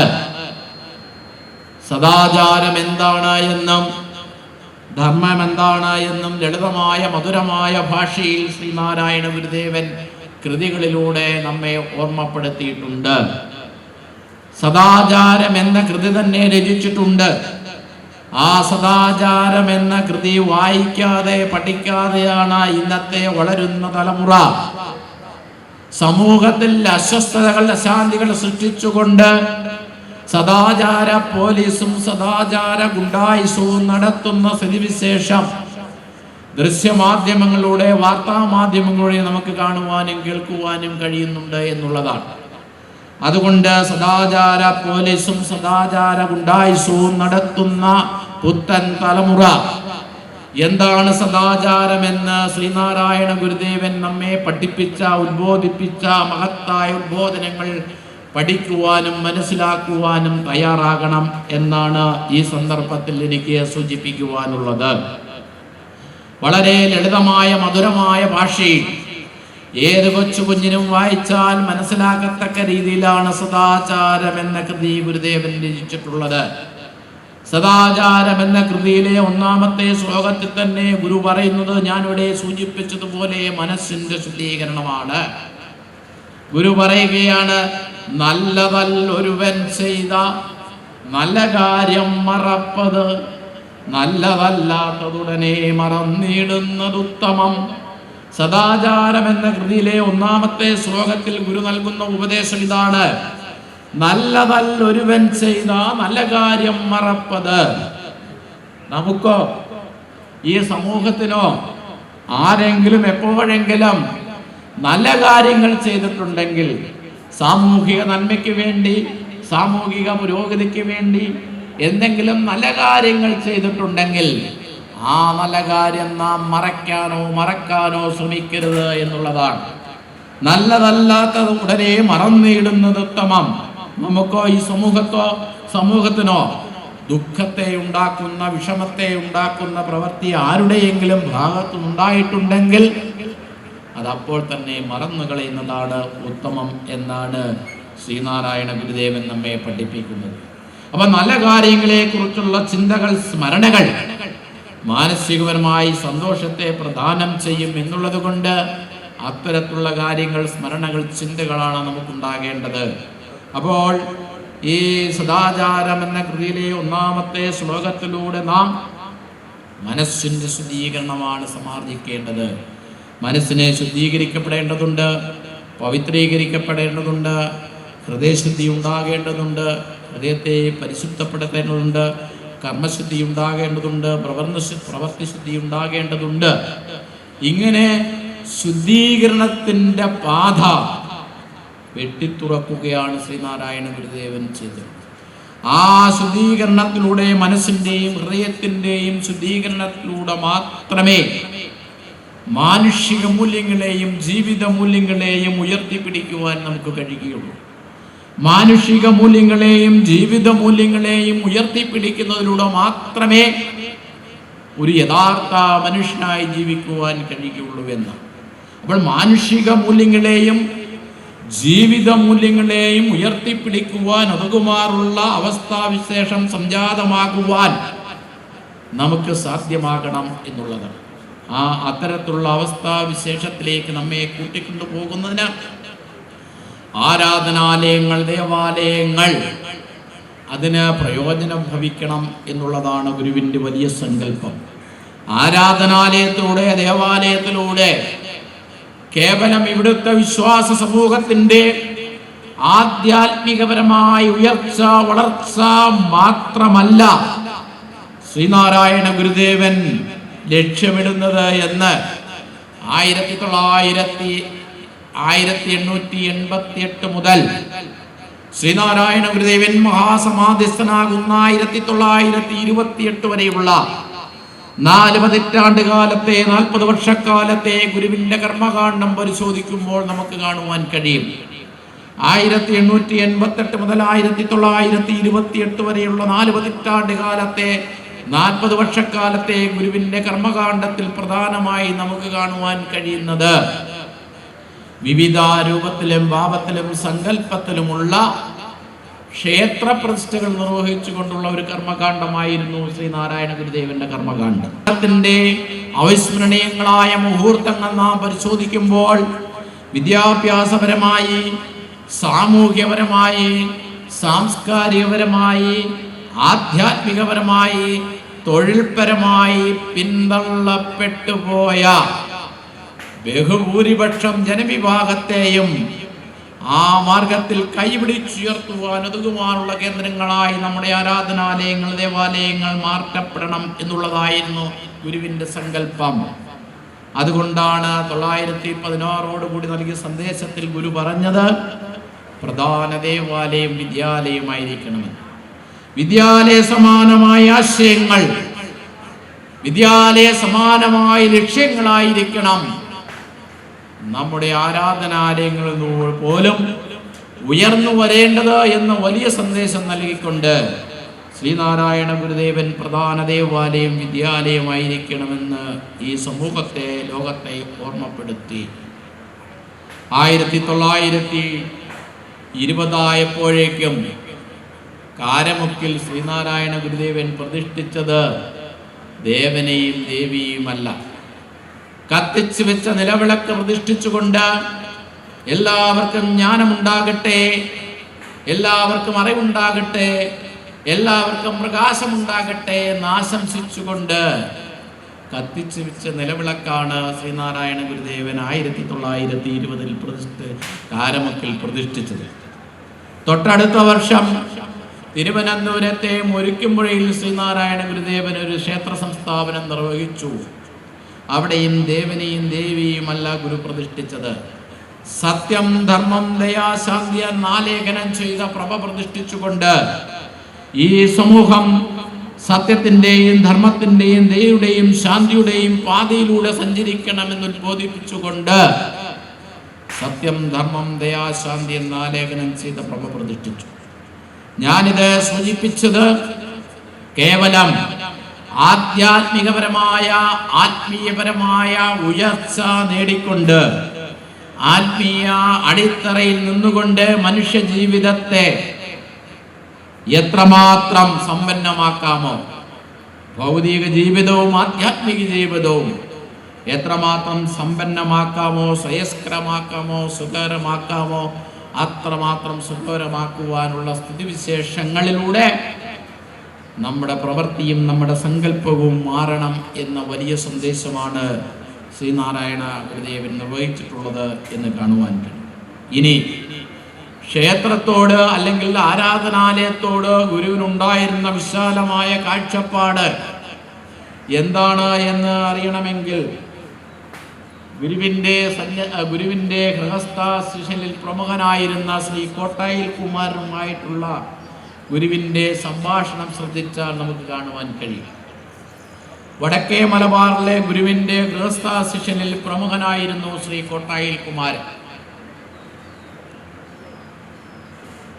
കോട്ടായിൽ കുമാരൻ പല സന്ദർഭങ്ങളിൽ ശിവഗിരിയിൽ വരികയും ഗുരുവിൻ്റെ അനുഗ്രഹ ആശിസ്സുകൾ ഏറ്റുവാങ്ങുകയും പതിവായിരുന്നു. ഒരിക്കൽ കോട്ടായിൽ കുമാരൻ ശിവഗിരിയിൽ വന്ന് ഗുരുവിനെ പ്രണമിച്ചു കഴിഞ്ഞപ്പോൾ ഗുരുദേവൻ പറഞ്ഞു, നാം ഇന്നൊരു ക്ഷേത്ര പ്രതിഷ്ഠയ്ക്ക് പോവുകയാണ്, കുമാരനും കൂടി എൻ്റെ കൂടെ വരണം. ക്ഷേത്ര പ്രതിഷ്ഠയ്ക്ക് ശേഷം കുമാരൻ അവിടെ പ്രസംഗം പറയണമെന്ന് ഗുരുദേവൻ നിർദ്ദേശിച്ചു. വളരെ വിനയാന്വിതനായി നിന്നുകൊണ്ട് കോട്ടായിൽ കുമാരൻ ഗുരുദേവനോട് ചോദിച്ചു, ഞാൻ ഇതിനെക്കുറിച്ചാണ് അവിടെ പ്രസംഗം പറയേണ്ടത് എന്ന് ചോദിച്ചപ്പോൾ ഗുരു പറഞ്ഞു, നാം ഇന്നൊരു ഉൾനാടൻ പ്രദേശത്തേക്കാണ് ക്ഷേത്ര പ്രതിഷ്ഠയ്ക്ക് പോകുന്നത്. വളരെ പാവപ്പെട്ട ജനങ്ങൾ തിങ്ങിപ്പാർക്കുന്ന സ്ഥലം, വിദ്യാവിഹീനരായ ജനങ്ങൾ തിങ്ങിപ്പാർക്കുന്ന സ്ഥലം. അവർക്ക് മനസ്സിലാകത്തക്ക രീതിയിൽ 2-3 കാര്യങ്ങൾ കുമാരൻ പ്രസംഗം പറയണമെന്ന് ഗുരുദേവൻ നിർദ്ദേശിച്ചു. ഒന്നാമതായി പ്രസംഗിക്കേണ്ടത് അവരുടെ ഉദരത്തെക്കുറിച്ച്, അവരുടെ വയറിനെക്കുറിച്ച് പ്രസംഗിക്കണം. രണ്ടാമതായി പ്രസംഗിക്കേണ്ടത് അവരുടെ ഹൃദയത്തെക്കുറിച്ച് പ്രസംഗിക്കണം. മൂന്നാമതായി പ്രസംഗിക്കേണ്ടത് അവരുടെ തലയെക്കുറിച്ച് പ്രസംഗിക്കണം എന്നാണ് ഗുരുദേവൻ നിർദ്ദേശിച്ചത്. ഒന്നാമതായി പ്രസംഗിക്കേണ്ടത് അവരുടെ ഉദരത്തെക്കുറിച്ച് അല്ലെങ്കിൽ അവരുടെ വയറിനെക്കുറിച്ച് എന്ന് പറഞ്ഞാൽ അവരുടെ ജീവിതത്തെക്കുറിച്ച്, അവരുടെ ജീവിത വിജയം എങ്ങനെ നേടാം എന്നതിനെക്കുറിച്ചുള്ള കാര്യങ്ങൾ വിശദീകരിക്കണം. അവർക്ക് ജീവിക്കണമെങ്കിൽ, നമുക്കായാലും അവർക്ക് ആർക്കായാലും ജീവിക്കണമെങ്കിൽ ഭക്ഷണം കഴിക്കണം. ഭക്ഷണപദാർത്ഥങ്ങൾ വാങ്ങണമെങ്കിൽ പണമുണ്ടാകണം. പണമുണ്ടാകണമെങ്കിൽ തൊഴിലുണ്ടാകണം. അവരുടെ തൊഴിലൂടെ ലഭിക്കുന്ന പണം എങ്ങനെ എന്തിനു വിനിയോഗിക്കണമെന്നതിനെ സംബന്ധിച്ച്, അങ്ങനെ അവരുടെ ഭൗതിക ജീവിതം എങ്ങനെ അർത്ഥസമ്പുഷ്ടമാക്കാം എന്നതിനെ സംബന്ധിച്ച് ലളിതമായി മധുരമായി അവർക്ക് പറഞ്ഞു കൊടുക്കണം എന്നാണ് ഗുരുദേവൻ പറഞ്ഞത്. കേവലം ഒരു ക്ഷേത്ര സംസ്ഥാപനത്തെ തുടർന്ന് ആദ്യമായി ഗുരുദേവൻ പറയുന്നത് അവരുടെ ഭൗതിക ജീവിതം എത്രമാത്രം അർത്ഥപൂർണമാക്കാമോ, എത്രമാത്രം അർത്ഥസമ്പുഷ്ടമാക്കാമോ അതിനു വേണ്ടിയുള്ള കാര്യങ്ങൾ അവരെ ബോധ്യപ്പെടുത്തണം എന്നാണ് ഗുരു പറഞ്ഞത്. ഇനി രണ്ടാമതായി അവരുടെ ഹൃദയത്തെക്കുറിച്ച് എന്ന് വെച്ചാൽ അവരുടെ ഹൃദയശുദ്ധിയെക്കുറിച്ച്, ഹൃദയവിശാലതയെക്കുറിച്ച്. ഹൃദയവിശാലത എന്ന് പറയുന്നത് ആത്മീയപരമായ ആധ്യാത്മികപരമായ പുരോഗതിയാണ്. ക്രിസ്തുദേവന്റെ വചനം തന്നെ കടമെടുക്കുകയാണെങ്കിൽ ഹൃദയശുദ്ധിയുള്ളവർ ഭാഗ്യവാന്മാർ എന്തെന്നാൽ അവർക്ക് ദൈവത്തെ കാണുവാൻ കഴിയുമെന്നാണ്. അപ്പോൾ ഹൃദയശുദ്ധി എന്ന് പറയുന്നത് ആത്മീയപരമായ ഉയർച്ചയാണ്, ആത്മീയപരമായ വളർച്ചയാണ്. അപ്പോൾ രണ്ടാമതായിട്ട് ആ സമൂഹത്തിൻ്റെ ആത്മീയപരമായ ഔന്നിത്യം അവർക്ക് എങ്ങനെ നേടാം, ആത്മീയപരമായ വളർച്ച എങ്ങനെ നേടാം എന്നതിനെ സംബന്ധിച്ചുള്ള കാര്യങ്ങൾ പറഞ്ഞു കൊടുക്കണം. ഇനി മൂന്നാമതായി അവരുടെ തലയെ സംബന്ധിച്ച് അല്ലെങ്കിൽ അവരുടെ വിദ്യാഭ്യാസത്തെ സംബന്ധിച്ചുള്ള കാര്യങ്ങൾ. വിദ്യാഭ്യാസം എന്ന് പറയുന്നത് വിദ്യ നൽകുന്ന വിവേകത്തിലൂടെ, തിരിച്ചറിവിലൂടെ ആത്മീയപരമായ ഉയർച്ച കൈവരിക്കുവാൻ കഴിയും. വിദ്യ നൽകുന്ന ജ്ഞാനത്തിലൂടെ ഭൗതികപരമായ ഉയർച്ച കൈവരിക്കുവാൻ കഴിയും. അതുകൊണ്ട് ആദ്യം പറഞ്ഞ ഭൗതികതയെയും രണ്ടാമത് പറഞ്ഞ ആധ്യാത്മികതയും സമന്വയിപ്പിച്ചുകൊണ്ട് ജീവിത വിജയം ഉയർത്തിക്കൊണ്ടുവരുവാൻ, ജീവിത വിജയം കരസ്ഥമാക്കുവാൻ ഉതകുമാറുള്ള അവസ്ഥാവിശേഷം ഉണ്ടാകുവാൻ ആ സമൂഹത്തെ ലളിതമായി മധുരമായി ബോധ്യപ്പെടുത്തണം എന്നുള്ളതായിരുന്നു ഗുരു നൽകിയ ഉപദേശത്തിലൂടെ കാണുവാൻ കഴിയുന്നത്. അപ്പോൾ ഒരു ക്ഷേത്ര സംസ്ഥാപനത്തോടനുബന്ധിച്ച് ക്ഷേത്രത്തോടുണ്ടായിരുന്ന ആരാധനാലയം എങ്ങനെ എന്തിനു വേണ്ടി പ്രവർത്തിക്കണമെന്ന വലിയ ഒരു ഉദ്ബോധനമാണ്, ഉപദേശമാണ് ഈ സംഭാഷണത്തിലൂടെ ശ്രീനാരായണ ഗുരുദേവൻ സമൂഹത്തിന് നൽകുന്നു. അതുകൊണ്ട് മാനവ സമൂഹത്തിൻ്റെ സമഗ്രമായ വികസനത്തിൻ്റെ, സമഗ്രമായ വളർച്ചയുടെ കേന്ദ്രങ്ങളായിട്ടാണ് ആരാധനാലയങ്ങളെയും ദേവാലയങ്ങളെയും സഭകളെയും സംഘടനകളെയും എല്ലാം ശ്രീനാരായണ ഗുരുദേവൻ കണ്ടിട്ടുള്ളത്. അതിന് ദിശാബോധം നൽകുന്നതിന്, അതാ ലക്ഷ്യബോധം നൽകുന്നതിന് ആത്മീയ അടിത്തറ അനിവാര്യമാണ് എന്നുള്ള തിരിച്ചറിവ് ഗുരുവിനുണ്ടായിരുന്നു. അതുകൊണ്ട് ആത്മീയ അടിത്തറയിൽ നിന്നുകൊണ്ട് മാനവ സമൂഹത്തിൻ്റെ ജീവിതഗന്ധികളായ എല്ലാ വിഷയങ്ങൾക്കും നേർവഴി നൽകുവാനുള്ള, നേർവഴിക്ക് നയിക്കുവാനുള്ള അവസ്ഥാവിശേഷം സംജാതമാകണം എന്നുള്ളതായിരുന്നു ഗുരുവിൻ്റെ പ്രവർത്തനത്തിൻ്റെ, ഉപദേശത്തിൻ്റെ, കർമ്മകാണ്ഡത്തിൻ്റെ എല്ലാം ആത്യന്തികമായ ലക്ഷ്യം എന്ന് നാം തിരിച്ചറിഞ്ഞുകൊണ്ട് ആ തിരിച്ചറിവിലൂടെ നമ്മുടെ ആരാധനാ സങ്കല്പത്തെയും, നമ്മുടെ സംഘടനാ സങ്കല്പത്തെയും, നമ്മുടെ കുടുംബ സങ്കല്പത്തെയും, നമ്മുടെ കുടുംബ ജീവിതത്തെയും, നമ്മുടെ പൊതുജീവിതത്തെയും എല്ലാം സമ്പന്നമാക്കുവാൻ കഴിയണം. ആ സമ്പന്നതയാണ് ഗുരുവിന് സമർപ്പിക്കുവാൻ കഴിയുന്ന ഏറ്റവും വലിയ ഗുരുപൂജ എന്ന് തിരിച്ചറിഞ്ഞുകൊണ്ട് അത്തരത്തിലുള്ള ഒരു ഗുരുപൂജയിലൂടെ നമ്മുടെ വ്യക്തി ജീവിതത്തെയും കുടുംബജീവിതത്തെയും പൊതുജീവിതത്തെയും സമ്പന്നമാക്കുവാൻ കഴിയണം. ആ സമ്പന്നതയിലേക്ക് ഇന്നിവിടെ സംസ്ഥാപനം ചെയ്യപ്പെട്ട ആരാധനാലയത്തിലൂടെ നമുക്ക് സാധ്യമാകട്ടെ. അതിന് നമ്മുടെ കാണപ്പെട്ട ദൈവമായ ശ്രീനാരായണ ഗുരുദേവന്റെ അനുഗ്രഹ കൃപാകടാക്ഷം നമുക്ക് ഏവർക്കും ഉണ്ടാകട്ടെ എന്ന പ്രാർത്ഥനയോടുകൂടി ഈ പ്രതിഷ്ഠ മഹോത്സവത്തിനും എല്ലാവിധ അനുഗ്രഹ ആശസ്സുകളും അർപ്പിച്ചുകൊണ്ട് ഞാൻ എൻ്റെ എളിയ വാക്കുകൂടെ ഉപസംഹരിക്കുന്നു. നന്ദി, നമസ്കാരം. ക്ഷേത്ര സമർപ്പണം നടത്തുകയും ചെയ്ത ആശാ തുഷാർ അവറുകൾ, വളരെയേറെ പ്രിയമുള്ള നമ്മുടെ യുവത്തിന് അനുഗ്രഹ പ്രഭാഷണം നൽകിയ ബ്രഹ്മശ്രീ ശുഭാനന്ദ സ്വാമിജികൾ, പ്രിയമുള്ള യൂണിൻ്റെ കൺവീനർ അഡ്വക്കേറ്റ് സുപ്രമോദം അവറുകൾ, പ്രിയമുള്ള ബ്രഹ്മശ്രീ സുജിത് തന്ത്രികൾ അവറുകൾ, പ്രിയമുള്ള യൂണിൻ്റെ കൗൺസിൽ അംഗം സന്തോഷ് വേണാട് അവറുകൾ, പ്രിയമുള്ള സൈബർ സേനയുടെ യൂണിൻ്റെ ചെയർമാൻ സുജിത്ത് അവറുകൾ, പ്രിയമുള്ള ഇവിടെ ആശംസ അറിയിക്കാൻ എത്തിയിരിക്കുന്ന ഡോക്ടർ സമിത് കുമാർ അവറുകൾ, സുഷമ സുധാകരൻ അവറുകൾ, ശ്രീമതി സുഷമ വനിതാ സംഘത്തിൻ്റെ പ്രസിഡന്റ് ശ്രീമതി സുജി സന്തോഷ് അവറുകൾ, വനിതാ സംഘത്തിൻ്റെ സെക്രട്ടറി പ്രിയമുള്ള ലൗസി ഗണേഷ് അവറുകൾ, പ്രിയമുള്ള ഈ യോഗത്തിന് നന്ദി പറയുന്ന പങ്കജൻ അവറുകൾ, വളരെയേറെ പ്രിയമുള്ള ശാഖായോഗത്തിൻ്റെ അംഗങ്ങളെ, ഭക്തരെ, എല്ലാവർക്കും വിനീതമായ നമസ്കാരം. ഞാൻ കുട്ടനാട് സൗത്ത് യൂണിയൻ്റെ ചെയർമാനായിട്ട് ചുമതലയെടുത്തിട്ട് 4.5 വർഷം കഴിയുകയാണ്. ഞാൻ ഈ യൂണിയനിൽ വന്നതിന് ശേഷം എനിക്ക് കാണുവാനും അനുഭവിക്കുവാനും നേരിട്ട് അത് മനസ്സിലാക്കുവാൻ അറിയാൻ സാധിച്ച ഒരു ഏറ്റവും പ്രധാനപ്പെട്ട ഒരു കാര്യം, നല്ല ഹൃദയത്തിന് ഉടമകളായിട്ടുള്ള കുറേ ആൾക്കാരെ, ഒട്ടേറെ ശാഖായോഗം പ്രവർത്തകരെയും കുടുംബയോഗത്തിൻ്റെ ആൾക്കാരെയും ശാഖാ അംഗങ്ങളെയൊക്കെ എനിക്ക് കാണുവാൻ സാധിച്ചു. അതിൻ്റെ കാരണം ഞാനങ്ങനെ പറയാനുള്ള കാരണം, ഒരു ശാഖായോഗത്തിൻ്റെ കുടുംബ അംഗങ്ങളുടെ എണ്ണം, വീടുകളുടെ എണ്ണം കുറവാണെങ്കിലും അത് കൂടുതലുണ്ടെങ്കിലും ഭഗവാന് വേണ്ടിയിട്ട് ഇത്രയേറെ മനസ്സ് കാണിക്കുന്ന, ഭഗവാന് വേണ്ടിയിട്ട് ഇത്രയും ത്യാഗം സഹിക്കുന്ന, ഇത്രയും സമ്പത്ത് ചിലവാക്കുന്ന, ഭഗവാന്റെ ക്ഷേത്രത്തിനാണെങ്കിലും പ്രതിഷ്ഠയ്ക്കാണെങ്കിലും നമ്മുടെ ശാഖായോഗത്തിൻ്റെ പ്രവർത്തനത്തിനാണെങ്കിലും ഇത്രയേറെ ഭഗവാനോട് താല്പര്യം കാണിക്കുന്ന പല സ്ഥലങ്ങളിൽ ഞാൻ കാണാത്തൊരു കാഴ്ച ഈ കുട്ടനാടിൻ്റെ മണ്ണിൽ എനിക്ക് കാണുവാൻ സാധിച്ചിട്ടുണ്ട് എന്നുള്ളത് വളരെ വലിയൊരു സത്യമാണ്. ഞാൻ ആദ്യം കണ്ടത് ഇവിടുന്ന് ശിവേരിയിലേക്ക് പദയാത്ര നടത്തുവാനായിട്ട് നമ്മൾ പ്ലാൻ ചെയ്തപ്പോൾ 250 പുറത്തുള്ള ഭക്തരുമായിട്ട് കേരളത്തിലെ ഏതൊരു യൂണിയൻ നടത്തുന്നതിനേക്കാളും വളരെ ഭംഗിയായിട്ടുള്ള പദയാത്ര നടത്തുവാൻ സാധിച്ചിട്ടുണ്ട്.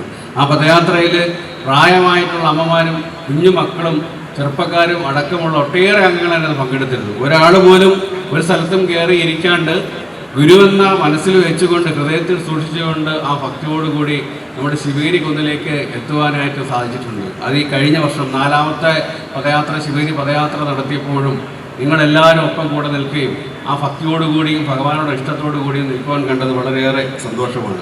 ഈ ശാഖായോഗത്തിനെ കുറിച്ച് പറയുകയാണെങ്കിൽ അനിയൻ പുന്നശ്ശേരി ചേട്ടനെ കുറിച്ച് ഒട്ടേറെ സംസാരിക്കാനുണ്ട്. ഇവിടെ സ്വാഗത പ്രസംഗത്തിൽ പ്രസിഡന്റ്, സെക്രട്ടറി വളരെ വിഷമത്തോടെ സംസാരിക്കുക ഞാൻ കണ്ടു. അദ്ദേഹത്തിൻ്റെ ഒരു നല്ല മനസ്സ്, എന്നോട് പ്രത്യേക ഒരു സ്നേഹവും ഇഷ്ടമൊക്കെ തന്നെ ഉണ്ടായിരുന്നു. അദ്ദേഹം നമ്മെ വിട്ട് പോകുന്നതിന് മുന്നേ, ഒരാഴ്ചയ്ക്ക് മുന്നേയും എന്നോട് വിളിച്ച് സംസാരിക്കുകയും അതിന് തൊട്ടടുത്ത ദിവസം തന്നെ ഒരു കല്യാണത്തിന് വെച്ച് കാണുകയൊക്കെ നമ്മളുണ്ടായിരുന്നു. അദ്ദേഹത്തിൻ്റെ ഏറ്റവും വലിയൊരു ആഗ്രഹമായിരുന്നു ഈ ക്ഷേത്രം ഉണ്ടെന്നുള്ളത്. അന്ന് ഇവിടെ ഒരു പഴയ ക്ഷേത്രം ഉണ്ടായിരുന്നു. ആ ക്ഷേത്രം പൊളിച്ച് പുതിയ ക്ഷേത്രം പണിയണമെന്നും അവിടെ പഞ്ചലോക വിഗ്രഹം പ്രതിഷ്ഠ നടത്തണമെന്നുള്ള അദ്ദേഹത്തിൻ്റെ ആ നല്ല മനസ്സ് ഒക്കെ നമുക്ക് വളരെയേറെ മനസ്സിൽ ടച്ച് ചെയ്തിട്ടുള്ള ഒട്ടേറെ വ്യക്തിത്വങ്ങളുണ്ട്. ഇന്ന് തന്നെ ഇവിടെ ഞാൻ വന്നപ്പോൾ മനസ്സിലാക്കി, കൊടിമരവും പഞ്ചലോക വിഗ്രഹവും ഒക്കെ നമുക്ക് വേണ്ടി നൽകിയ ഒരു നല്ല മനുഷ്യൻ്റെ സ്റ്റേജിൽ ഇരിപ്പുണ്ട്. അവരെ പോലുള്ള നല്ല മനുഷ്യർ ഇന്നിവിടെ പ്രസാദകൂട്ട് നടത്തുന്ന ആൾക്കാർ. അതേപോലെ തന്നെ ഈ 24-ാം നമ്പർ ശാഖായോഗത്തിൻ്റെ കീഴിലാണ് നമ്മുടെ യൂണിയൻ്റെ 33 സെൻറ്റ് സ്ഥലം നമുക്ക് നമ്മുടെ സായികുമാർ ഡോക്ടർ നമുക്ക് അദ്ദേഹത്തിൻ്റെ കുടുംബവും നമുക്ക് നൽകിയിട്ടുള്ളത്. ഒട്ടേറെ നന്മ അതിലൊക്കെ ഏറ്റവും വലിയ ഒരു ഇഷ്ടം അല്ലെങ്കിൽ സ്നേഹം തോന്നുന്നത് ഈ ക്ഷേത്രവുമായി ബന്ധപ്പെട്ട്, അതിൻ്റെ പണിയുമായി ബന്ധപ്പെട്ട് ഒരു 10 രൂപ ആവട്ടെ 5 രൂപയായിട്ട് അത് കൊടുക്കുവാനുള്ള നല്ല മനസ്സ് കാണിച്ച നിങ്ങൾ ഓരോരുത്തരെയാണ്. തെന്നടി ശാഖായോഗത്തിൽ കുടുംബത്തിൻ്റെ അംഗം വളരെ കുറവാണ്. പക്ഷേ അവർക്ക് ഗുരുക്ഷേത്രം ഉണ്ടാകണമെന്നുള്ള അവരുടെ മനസ്സിലെ ആഗ്രഹം ഭഗവാൻ അനുഗ്രഹിക്കുകയും അത് സാധിക്കുവാനും അവർക്ക് സാധിച്ചിട്ടുണ്ട്. ആണ് നേരത്തെ പറഞ്ഞത്, അംഗവീടുകൾ കുറവാണെങ്കിലും കൂടുതലാണെങ്കിലും ഗുരുവിന് വേണ്ടിയിട്ട് നിങ്ങൾ കാണിക്കുന്ന സ്നേഹവും ഇഷ്ടവും അത് ഏറെ എടുത്തു പറയേണ്ടതാണ്. ഇനിയും ആ സ്നേഹവും ഇഷ്ടവുമൊക്കെ ഈ യൂണിയനും ശാഖായോഗത്തിൻ്റെ പ്രവർത്തനത്തിനും നമ്മുടെ വരും തലമുറയ്ക്കും അതുണ്ടാകട്ടെ എന്ന് ഞാൻ വിനീതമായി പ്രാർത്ഥിക്കുന്നു. എൻ്റെ വാക്കുകൾ ഞാൻ ചുരുക്കുകയാണ്. അതിനോടൊപ്പം ഇന്ന് യോഗം ഉദ്ഘാടനം ചെയ്യാൻ എത്താണ്ടിരുന്ന ജനറൽ സെക്രട്ടറി വെള്ളാപ്പള്ളി സാറ്, അദ്ദേഹത്തിനെ ഏതൊരു മീറ്റിങ്ങിൽ ഞാൻ വളരെ ബഹുമാനത്തോടെ കാണുന്ന ഒരു കാര്യം, എത്താമെന്ന് പറഞ്ഞാൽ അദ്ദേഹം എത്തിയിരിക്കും, അതിൽ യാതൊരു സംശയവും വേണ്ട. ഈ ശാഖായോഗത്തിൻ്റെ പ്രസിഡന്റ്, സെക്രട്ടറി അടക്കം നമ്മൾ ജനറൽ സെക്രട്ടറി കാണാൻ ചെന്നപ്പോൾ പറഞ്ഞത്, എൻ്റെ ശരീരസുഖത്തിന് ഒരു ബുദ്ധിമുട്ടും ഇല്ലെങ്കിൽ കൃത്യമായി ഞാൻ അവിടെ എത്തിയിരിക്കും എന്ന് അന്ന് പറഞ്ഞിരുന്നു. രണ്ടാമത് നോട്ടീസുമായി എത്തിയപ്പോൾ ജനറൽ സെക്രട്ടറി നിങ്ങൾ എന്തിനാ വന്നേ, വരേണ്ട കാര്യമില്ലാതെ. പക്ഷേ ഇന്നലെ എന്നെ വൈകിട്ടിനെ വിളിച്ചിടോ, എനിക്കൊരു ചെറിയ ബുദ്ധിമുട്ടുണ്ട്, അത് രാവിലെ അത് ശരിയാകുകയാണെങ്കിൽ ഞാൻ തന്നെ വിളിച്ചേക്കാം, അങ്ങ് വന്നേക്കാമെന്ന് പറഞ്ഞു. അപ്പോൾ എനിക്ക് മനസ്സിലായി എന്തെങ്കിലും അസൗകര്യം കാണുമെന്ന്, കാലിന് ബുദ്ധിമുട്ടുണ്ടായിരിക്കും എന്നുള്ളത്. അപ്പോൾ തന്നെ പ്രീതിയമ്മയെ ഞാൻ വിളിച്ചു. പ്രീതിയമ്മ ഇങ്ങനെ ഒരു അഭിപ്രായം പറഞ്ഞു, അമ്മ സമയമുണ്ട്. അപ്പോൾ അമ്മ ഇന്ന് സ്ഥലത്തില്ല. അങ്ങനെ പല തുഷാർജിയെ വിളിച്ചു. തുഷാർജി ഇന്ന് വയനാട്ടിലെ പുൽപ്പള്ളി ശാഖായോഗത്തിൻ്റെ നമ്മുടെ പോലെ ഒരു ക്ഷേത്രത്തിൻ്റെയും ഗുരുദേവ ഭഗവാന്റെ വിഗ്രഹപ്രതിഷ്ഠയുടെയും ഉദ്ഘാടന ചടങ്ങിലാണ്. അരേക്കൻ്റെ സന്തോഷേട്ടനെ വിളിച്ചു. അങ്ങനെയാണ് ആശയച്ചിയെ കുറിച്ച് പറയേണ്ട 2 കാര്യങ്ങളുണ്ട്. കാര്യം ഇങ്ങനെ ഒരു പൊതു സ്ഥലത്തൊന്നും അദ്ദേഹം ചേച്ചി അങ്ങനെ എത്താറുള്ള ആളല്ല, അങ്ങനെ ഇത്തരത്തിലുള്ള മീറ്റിങ്ങിലൊന്നും പങ്കെടുക്കുന്ന ആളുമല്ല. പക്ഷേ ഗുരുഭക്തി വളരെ വലിയ ഗുരുഭക്തിയുള്ള ആളാണ് എന്നുള്ളത് പലപ്പോഴും എനിക്ക് മനസ്സിലാക്കാൻ സാധിച്ചിട്ടുണ്ട്. അത് മനസ്സിലാക്കിയിട്ടുള്ളത് ദിവ്യജ്യോതി ഘോഷയാത്രയുമായി ബന്ധപ്പെട്ട് നമ്മുടെ ശിവേരി മഠത്തിൽ എത്തിയപ്പോൾ അതിന് തുഷാറിനോടൊപ്പം ചേർന്ന് നിന്ന് ആ പ്രാർത്ഥനയിലും അന്ന് ദിവ്യജ്യോതി ഘോഷയാത്രയിലും ഒക്കെ നമ്മോട് സഹകരിക്കുകയും ഗുരുവിന് വേണ്ടിയിട്ട് ഒട്ടേറെ സമയം ചെലവഴിക്കുകയും അവർ വളരെ ഭക്തിയോടുകൂടി നിൽക്കുന്ന ഒരാളിനെ അന്ന് കാണാൻ പറ്റും. അന്ന് മുതൽ ചേച്ചിയുമായിട്ട് കൂടുതൽ അടുപ്പവും സൗഹൃദവും ഒക്കെ ഉണ്ടാവാൻ സാധിച്ചു. ഇന്ന് യാദൃശികമായിട്ടാണ് ജനറൽ സെക്രട്ടറിയുടെ നിർദ്ദേശം അനുസരിച്ച് ഇന്ന് രാവിലെയാണ് തീരുമാനമെടുത്തത് ആ ചേച്ചി വന്നോട്ടെ. ബാക്കി എല്ലാവരും പല സ്ഥലങ്ങളിൽ ഇന്ന് ഞായറാഴ്ച ദിവസമാണ്. യോഗത്തിൻ്റെ നേതാക്കന്മാരെല്ലാവരും പലയിടത്തും തിരക്കിലാണ്. അതുകൊണ്ടാണ് ആ ചേച്ചി എത്തുവാൻ സാധിച്ചത്. വളരെ കൃത്യമായ ആ സമയത്ത് തന്നെ 10:30 മണിക്ക് എത്തണമെന്ന് ഞാൻ പറഞ്ഞു. ചേച്ചി കൃത്യം ആ സമയത്ത് തന്നെ എത്തുകയും ജനറൽ സെക്രട്ടറിയുടെ അതേ പാത തന്നെ പിന്തുടരുന്നുണ്ട്. ജനറൽ സെക്രട്ടറി ഒരു ടൈം പറഞ്ഞ ടൈമിന് മുന്നേ എത്തുന്ന ആളാണ്. അത് മറ്റു നേതാക്കന്മാരൊക്കെ കണ്ടുപഠിക്കേണ്ട ഒരു കാര്യമാണ്. ഒരാൾ ഫോൺ ചെയ്താൽ കൃത്യമായി ആ ഫോൺ എടുക്കാൻ പറ്റില്ല, തിരിച്ചു വിളിക്കും. അങ്ങനെ ഒരു നേതാവിനെ കിട്ടുക എന്നത് വലിയ കാര്യമാണ്. അങ്ങനെ അന്ന് നമുക്ക് വളരെ ഭാഗ്യം. ചേച്ചി പറഞ്ഞതുപോലെ ഗുരുവിൻ്റെ അനുഗ്രഹം എന്നെ സംബന്ധിച്ചിട്ടും ഈ യൂണിൽ എത്തുവാനും ഈ 24-ാം നമ്പർ ശാഖ ഗുരുവിൻ്റെ കൈകളാൽ രൂപം കൊണ്ട ഈ ശാഖയിൽ എത്തുവാനൊക്കെ സാധിച്ചത് വളരെ വലിയൊരു കാര്യമാണ്. ഞാൻ എപ്പോഴും പറയുന്നതല്ലേ, കുട്ടനാട്ടിൻ്റെ മണ്ണിലുള്ള ഈഴവ സമുദായ ഈഴവ അംഗങ്ങളുടെ തൻ്റെ ഇടമാണ് ഇന്ന് SNDP എന്ന ഈ മഹാപ്രസ്ഥാനം ഏറ്റവും തലയെടുപ്പോടെ നിൽക്കുവാൻ നമുക്ക് സാധിച്ചിട്ടുള്ളത്. അന്ന് നിങ്ങൾ ചങ്കൂറ്റത്തോടെ ഇറങ്ങി നിന്ന് ശാഖയോഗങ്ങൾ രൂപീകരിക്കുവാനായിട്ട് മുൻകൈ എടുത്തത് കൊണ്ടാണ് ഇന്ന് 7000-ഓളം ശാഖയോഗങ്ങൾ ഉണ്ടാക്കുവാൻ നമുക്ക് സാധിച്ചിട്ടുള്ളത്. 147 യൂണിയനുകൾ ഉണ്ടാക്കുവാൻ നമുക്ക് സാധിച്ചിട്ടുള്ളത്. SNDP ജനറൽ സെക്രട്ടറിയുടെ ശക്തമായ നേതൃത്വത്തിൽ ഈ സംഘടന ഏറ്റവും വലിയ ഉന്നതിയിലെത്തിക്കുവാൻ നമുക്ക് സാധിച്ചിട്ടുള്ളത് നിങ്ങളുടെ ഓരോരുത്തരുടെയും ചങ്കൂറ്റമാണ്, നമ്മുടെ പൂർവികരുടെ ചങ്കൂറ്റം കൊണ്ടാണ് എന്ന് ഞാൻ ഓർമ്മപ്പെടുത്തുന്നു. വളരെയേറെ സന്തോഷം നിങ്ങളെ കാണുവാനും സഹകരിക്കുവാനും ഇന്ന് ഈ ഫംഗ്ഷനിൽ എത്തുവാനും സാധിച്ചില്ല. വളരെയേറെ നന്ദി ഞാൻ അറിയിക്കുന്നു. എല്ലാവർക്കും ഭഗവാന്റെ അനുഗ്രഹം ലഭിക്കട്ടെ എന്ന് പ്രാർത്ഥിക്കുന്നു. നിർത്തുന്നു. നന്ദി, നമസ്കാരം. പ്രതിഷ്ഠ നടത്തിയപ്പോഴും എന്താണോ ആഗ്രഹിച്ചത്, ഏത് തരത്തിൽ ഈ സമൂഹത്തെ മാറ്റിയെടുക്കാനാണോ ഗുരു ആഗ്രഹിച്ചിട്ടുള്ളത്, അതെല്ലാം തന്നെ സ്വാമിയുടെ പ്രഭാഷണത്തിൽ സ്വാമി ഇവിടെ സൂചിപ്പിക്കുകയുണ്ടായി. ആദ്യമായി കേരളത്തിലെ ജനങ്ങൾക്ക് ദൈവത്തെ പ്രാപിക്കാൻ ഒരു അവസരമുണ്ടായത് 1888-ലാണ്. തൻ്റെ ഇഷ്ടദേവൻ്റെ അടുക്കലെത്തി തൻ്റെ സങ്കടങ്ങളും സന്തോഷങ്ങളും പറയുവാനായിട്ട് അവകാശമില്ലാതിരുന്ന ഒരു കാലത്ത് താൻ മനസ്സിൽ വെച്ച് ഹൃദയത്തിൽ വെച്ച് ആരാധിക്കുന്ന, അല്ലെങ്കിൽ തൻ്റെ ഹൃദയത്തിലെ വിഷമതകൾ എന്തൊക്കെയുണ്ടോ അതെല്ലാം തന്നെ ശ്രീകോവിലിനടുത്തേക്ക് വന്ന്, അല്ലെ ദൈവത്തിനടുത്തേക്ക് വന്ന് തൻ്റെ ഇഷ്ടദേവനോട് പറയുവാനും അവിടെ ഇറക്കി വയ്ക്കുവാനും ആ വിഷമങ്ങൾ ഇറക്കി വെച്ചുകൊണ്ട് തൻ്റെ ഭഗവാനെ അല്ലെങ്കിൽ ഈശ്വരനെ സ്നേഹിക്കാനുമായിട്ട് കഴിയാതിരുന്ന ഒരു കാലത്ത് ദൈവത്തെ മനുഷ്യരിലേക്ക് എത്തിക്കുകയാണ് മഹാഗുരു ചെയ്തത്. അതിനുവേണ്ടി 1888 ഗുരു അരുവിപ്പുറം ശിവപ്രതിഷ്ഠ നടത്തുമ്പോൾ ഗുരുവിന് 32 വയസ്സ്.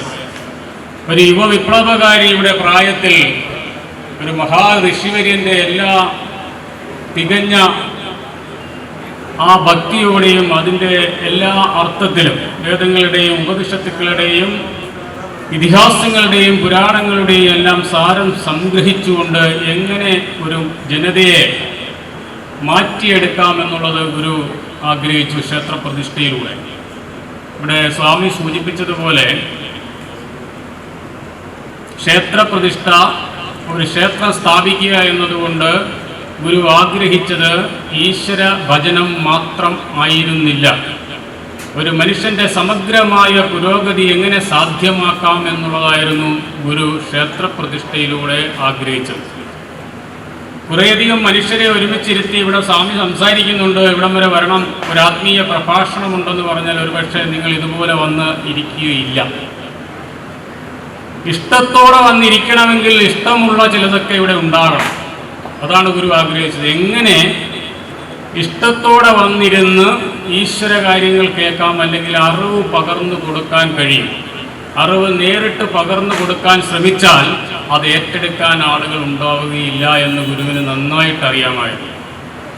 അതുകൊണ്ട് തന്നെ തനിക്ക് ഇഷ്ടപ്പെട്ട ഒരു ദേവനെ അല്ലെ ദേവിയെ പ്രതിഷ്ഠിച്ചുകൊണ്ട് അവിടേക്ക് ഭക്തജനങ്ങളെ എത്തിക്കുകയും അവിടെ വരുന്നവർക്ക് അറിവ് പകർന്നു കൊടുക്കുക, അവർക്ക് ജീവിതത്തിൻ്റെ അഭിവൃദ്ധി ഉണ്ടാകുന്നതിന് വേണ്ടിയിട്ടുള്ള കൃഷി, വ്യവസായം, തൊഴിൽ തുടങ്ങിയ മേഖലകളെക്കുറിച്ച് പറഞ്ഞു കൊടുക്കുന്നതിനും ഗുരു ക്ഷേത്രങ്ങളെ ഉപയോഗിച്ചിരുന്നു. അതുകൊണ്ട് തന്നെ ഗുരു പ്രതിഷ്ഠിച്ചിട്ടുള്ള ക്ഷേത്രങ്ങളുടെയും മഠങ്ങളുടെയും സമീപത്ത് തന്നെ തൊഴിൽശാലകളും പാഠശാലകളും ഗുരു സ്ഥാപിച്ചിരുന്നു. അറിവാണ് മുഖ്യം. ആ അറിവ് ദൈവത്തോടൊപ്പം ചേർന്ന് നിൽക്കുന്നതായതുകൊണ്ട് ക്ഷേത്രങ്ങൾ പ്രതിഷ്ഠിച്ചുകൊണ്ടും ദൈവങ്ങളെ വിഗ്രഹപ്രതിഷ്ഠകൾ നടത്തിക്കൊണ്ടും മാത്രമേ ഈ അറിവിനെ ജനങ്ങളിലേക്ക് എത്തിക്കാൻ കഴിയുള്ളൂ എന്ന് ഗുരു തീരുമാനിച്ചതിൻ്റെ അടിസ്ഥാനത്തിലാണ് ഗുരു നിരവധി ക്ഷേത്രങ്ങൾ പ്രതിഷ്ഠിക്കുകയും ഒടുവിൽ ക്ഷേത്രങ്ങൾ വേണ്ട, നമുക്കിനിയും പള്ളിക്കൂടങ്ങൾ മതി എന്ന് തീരുമാനിക്കുകയും ചെയ്തത്. അങ്ങനെ ഗുരു പ്രതിഷ്ഠിച്ചിട്ടുള്ള ക്ഷേത്രങ്ങളുടെ ഒരു പരമ്പര തന്നെ നമുക്ക് എടുത്തു നോക്കിയാൽ മനസ്സിലാകും ഗുരുവിൻ്റെ ക്ഷേത്ര സങ്കല്പം എന്താണെന്ന്. ഇവിടെ സ്വാമി പറയുകയുണ്ടായി, 1888 അരുവിപ്പുറത്ത് പ്രതിഷ്ഠിച്ച ക്ഷേത്രത്തിൻ്റെ മുൻവശത്ത് ഗുരു എഴുതി വച്ചിട്ടുണ്ട് ഈശ്വരൻ ആരാണെന്നും ക്ഷേത്രം എന്താണെന്നും ക്ഷേത്രം എന്തായിരിക്കണമെന്നും ക്ഷേത്രത്തിൽ വരുന്ന ഭക്തജനങ്ങൾ എങ്ങനെയുള്ള മനസ്സോടുകൂടി വേണം ഈശ്വരനെ ആരാധിക്കേണ്ടതെന്നും വളരെ വ്യക്തമായ ഭാഷയിൽ ഗുരു എഴുതി വച്ചിരുന്നു. അതാണിവിടെ സ്വാമി നമ്മോടായിട്ട് പറഞ്ഞത്. ജാതിഭേദം, മതദ്വേഷം ഏതുമില്ലാതെ സോദരത്വേന വാഴുന്ന മാതൃകാസ്ഥാനമാമിതെന്നാണ് ഗുരു അവിടെ ആലേഖനം ചെയ്തത്. അല്ലാതെ ക്ഷേത്രമാണിതെന്നല്ല. ക്ഷേത്രമാണിതെന്ന് എഴുതിയിരുന്നെങ്കിൽ ഗുരുവിനെ ഇന്ന് ലോകം ആരാധിക്കുന്ന ഒരു ആത്മീയ പുരുഷനായി ഗുരു മാറുകയില്ലായിരുന്നു. ക്ഷേത്രം എന്ന് പറയുമ്പോൾ അത് ഹിന്ദു വിശ്വാസികൾക്ക് മാത്രമുള്ളതായി തീരും. ഹിന്ദുവിനെന്നോ മുസ്ലിമിനെന്നോ ക്രിസ്ത്യാനിക്കെന്നോ ഇല്ലാതെ എല്ലാവർക്കും സോദരത്വേന വന്ന് സ്നേഹത്തോടെയും സന്തോഷത്തോടെയും സമാധാനത്തോടെയും വന്നിരിക്കുന്നതിനുള്ള ഒരു ഇടമാണ് ആവശ്യമെന്ന് ഗുരു തിരിച്ചറിഞ്ഞു. ക്ഷേത്രങ്ങൾ ഇല്ലാതിരുന്ന ഒരു കാലഘട്ടത്തിലല്ല ക്ഷേത്രങ്ങൾ ഗുരു പ്രതിഷ്ഠിച്ചത്, അല്ല വിഗ്രഹങ്ങൾ പ്രതിഷ്ഠിച്ചത്. ക്ഷേത്രങ്ങൾ ഉണ്ടായിരുന്നു, പക്ഷേ ആ ക്ഷേത്രങ്ങളിൽ എല്ലാവർക്കും വന്ന് സോദരത്തേന വന്നിരിക്കാനായിട്ട് കഴിയുന്നില്ല എന്നുള്ള ഒരു അവസ്ഥയിൽ എല്ലാവർക്കും വന്ന് ഇരിക്കാനുള്ള ഒരു പൊതു ഇടമായിട്ടാണ് ഒരു ക്ഷേത്രത്തെ വിഭാവനം ചെയ്തത്. അവിടെ ജാതിയുടെയോ മതത്തിൻ്റെയോ വർഗത്തിൻ്റെയോ വർണ്ണത്തിൻ്റെയോ ദേശത്തിൻ്റെയോ കാലത്തിൻ്റെയോ പാണ്ഡിത്യത്തിൻ്റെയോ പാമരത്വത്തിൻ്റെയോ പണത്തിൻ്റെയോ പണമില്ലായ്മയുടെയോ ഒന്നും വേർകൃത്യമില്ലാതെ എല്ലാ മനുഷ്യർക്കും വന്ന് സന്തോഷമായിട്ട് സമാധാനമായിട്ട് അവൻ്റെ ആത്മസാക്ഷാത്കാരത്തിനായി വന്നിരിക്കാൻ പറ്റുന്ന ഒരിടമെന്നുള്ള നിലയിൽ തന്നെയാണ് ഗുരു ക്ഷേത്രം പ്രതിഷ്ഠിച്ചത്. അതിനെ ക്ഷേത്രമെന്നല്ല ഗുരു വിഭാവന ചെയ്തത്, അതിനെ ഒരു സ്ഥാനമാമിതെന്നാണ് പറഞ്ഞിട്ടുള്ളത്. അത്തരത്തിലുള്ള സ്ഥാനങ്ങളാണ്, നല്ല ഇരിപ്പിടങ്ങളാണ് വേണ്ടത്. മനുഷ്യന് സ്വസ്ഥവും സമാധാനവുമായിട്ട് വന്നിരിക്കാനുള്ള ഇരിപ്പിടങ്ങളാണ് വേണ്ടതെന്ന് പറഞ്ഞത്. അക്ഷരാർത്ഥത്തിൽ ഇപ്പോൾ 24-ാം നമ്പർ ശാഖായോഗം അത് ഫലപ്രാപ്തിയിലെത്തിയിരിക്കുകയാണ്. ഈ ക്ഷേത്ര സമർപ്പണത്തോടനുബന്ധിച്ച് ഇവിടെ എത്തിയിരിക്കുന്നവരെല്ലാം തണല് പറ്റിയിരിക്കുകയാണ്. ഇവിടെ തണല് പറ്റി പോകുന്ന ഒരു ശാഖയാണ് 24-ാം നമ്പർ ശാഖ. ഈ ക്ഷേത്ര സമർപ്പണത്തിന് ഇവിടെ എത്തിയിരിക്കുന്ന തണല് പറ്റിയിരിക്കുന്ന മുഴുവൻ ഭക്തജനങ്ങൾക്കും ഇരട്ട ഫലം ഉണ്ടാകുമെന്നുള്ള കാര്യത്തിൽ യാതൊരു തർക്കവും വേണ്ട. കാരണം തെങ്ങുമുണ്ട് മാവുമുണ്ട്, രണ്ടിലും ഫലവുമുണ്ട്. അതുകൊണ്ട് ഇവിടെ വന്നിരിക്കുന്ന ഈ ക്ഷേത്ര സമർപ്പണ ചടങ്ങിൽ പങ്കെടുത്തിരിക്കുന്ന മുഴുവൻ ഗുരുവായ വിശ്വാസികൾക്കും ഗുരു ഇരട്ട ഫലം നൽകട്ടെ എന്ന് ഞാൻ ഇവിടെ ആശംസിക്കുകയാണ്. ഗുരുവിൻ്റെ അനുഗ്രഹത്തിനായി പ്രാർത്ഥിക്കുകയാണ്. ഉണങ്ങിയ തേങ്ങ ഉണ്ടെങ്കിൽ സൂക്ഷിച്ചോണം, ബാക്കിയല്ലാത്ത ഒരു കുഴപ്പമില്ല. കാത്തിരുന്നാൽ അത് നല്ല ഫലമായി നമുക്ക് കിട്ടും.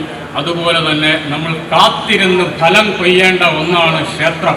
ഒരു ക്ഷേത്ര സമർപ്പണം കഴിഞ്ഞ് ഭക്തജനങ്ങൾ തിരികെ വീട്ടിലേക്ക് പോവുകയും പിന്നീട് സെക്രട്ടറിയുടെ നിർബന്ധപ്രകാരം എത്തുന്ന ഒരിടവുമായി മാറാൻ പാടില്ല. ഗുരു ആഗ്രഹിച്ച രീതിയിൽ ഗുരു ഒന്നിനെയും ഒരു അന്ധവിശ്വാസത്തെയും അനാചാരത്തെയും പ്രോത്സാഹിപ്പിച്ചിരുന്നില്ല. ഏറ്റവും പ്രായോഗികമായിട്ടുള്ള സാധാരണ മനുഷ്യൻ്റെ, ഇപ്പം ഇവിടെ സ്വാമി പറഞ്ഞല്ലോ, ഒന്നാമത്തെ പ്രാധാന്യം കൊടുത്തിരുന്നത് വയറിനാണ്, വിശപ്പിനാണ്. മനുഷ്യൻ്റെ വിശപ്പിന് പരിഹാരം കാണുക എന്നുള്ളതാണ് ഏറ്റവും അടിയന്തരമായ, ഏറ്റവും പരമപ്രധാനമായ ഒന്ന്. അത് ഒരു സാധാരണ മനുഷ്യൻ്റെ ചിന്തയാണ്. അവൻ്റെ കുഞ്ഞുങ്ങൾക്ക്, അവൻ്റെ കുടുംബത്തിന് അന്നം മുട്ടാതെ അത് സംരക്ഷിക്കുക എന്നുള്ളത്. അതുകൊണ്ട് അതിനുള്ള പ്രായോഗികമായിട്ടുള്ള ജ്ഞാനമാണ്, അറിവാണ് ഗുരു പകർന്നു തന്നിട്ടുള്ളത്. അത് നമ്മൾ സംരക്ഷിക്കാൻ ബാധ്യസ്ഥരാണ്. അതുകൊണ്ട് ക്ഷേത്രം സമർപ്പിച്ചു കഴിഞ്ഞാൽ ആ ക്ഷേത്രത്തോട് അങ്ങേയറ്റം ആത്മാർത്ഥതയുള്ളവരായി നമ്മൾ മാറുക. ആ ക്ഷേത്രം കൊണ്ട് എന്താണോ ഗുരു ആഗ്രഹിച്ചത് അത് ചെറിയൊരളവിലെങ്കിലും നമ്മുടെ ജീവിതത്തിൽ പ്രാവർത്തികമാക്കാൻ നമുക്ക് കഴിയണം. അതൊന്ന് ഈശ്വര ചിന്ത വളർത്തുക, അല്ലെ ഈശ്വര വിചാരം വളർത്തുക എന്നുള്ളതാണ്. വരും തലമുറയെ നമ്മൾ ആ നിലയിലേക്ക് കൊണ്ടുവരാനായിട്ട് ക്ഷേത്രത്തിൽ നമ്മോടൊപ്പം പുതിയ തലമുറയിലുള്ളവരെയും കൊണ്ടുവരിക. ആ ക്ഷേത്രത്തിൽ ഏറ്റവും നല്ല മഹത്തായ കാര്യങ്ങൾ പറഞ്ഞു കൊടുക്കാനുള്ള സംവിധാനങ്ങൾ ഉണ്ടാകുക. അതിലൂടെ അറിവ് ജനങ്ങളിലേക്ക് എത്തിക്കുക.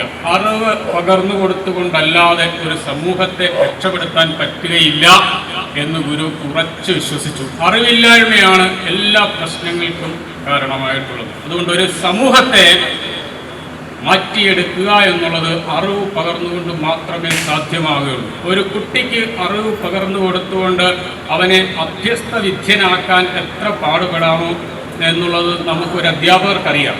പക്ഷേ ഗുരു എന്താ ചെയ്തത്? ഗുരു ഒരു സമൂഹത്തെ മുഴുവൻ പഠിപ്പിക്കുകയാണ് എന്ന് പറയാതെ തന്നെ പഠിപ്പിച്ചുകൊണ്ട് ഈ സമൂഹത്തെ മൊത്തം പഠിപ്പിച്ച ഗുരു എന്നുള്ള നിലയിൽ ഗുരു ഒരു സാമൂഹികമായ ഗുരുവാണ്. അതാണ് മറ്റു ഗുരുക്കന്മാരിൽ നിന്നും ശ്രീനാരായണ ഗുരുവിനുള്ള വ്യത്യസ്തത. ഗുരുക്കന്മാരുടെ ഗുരുവാകുന്നതും അങ്ങനെയാണ്. അതുകൊണ്ട് ആ ഗുരു ആഗ്രഹിച്ച നിലയിൽ നമ്മുടെ ക്ഷേത്രത്തെ നമ്മൾ സംരക്ഷിക്കണം.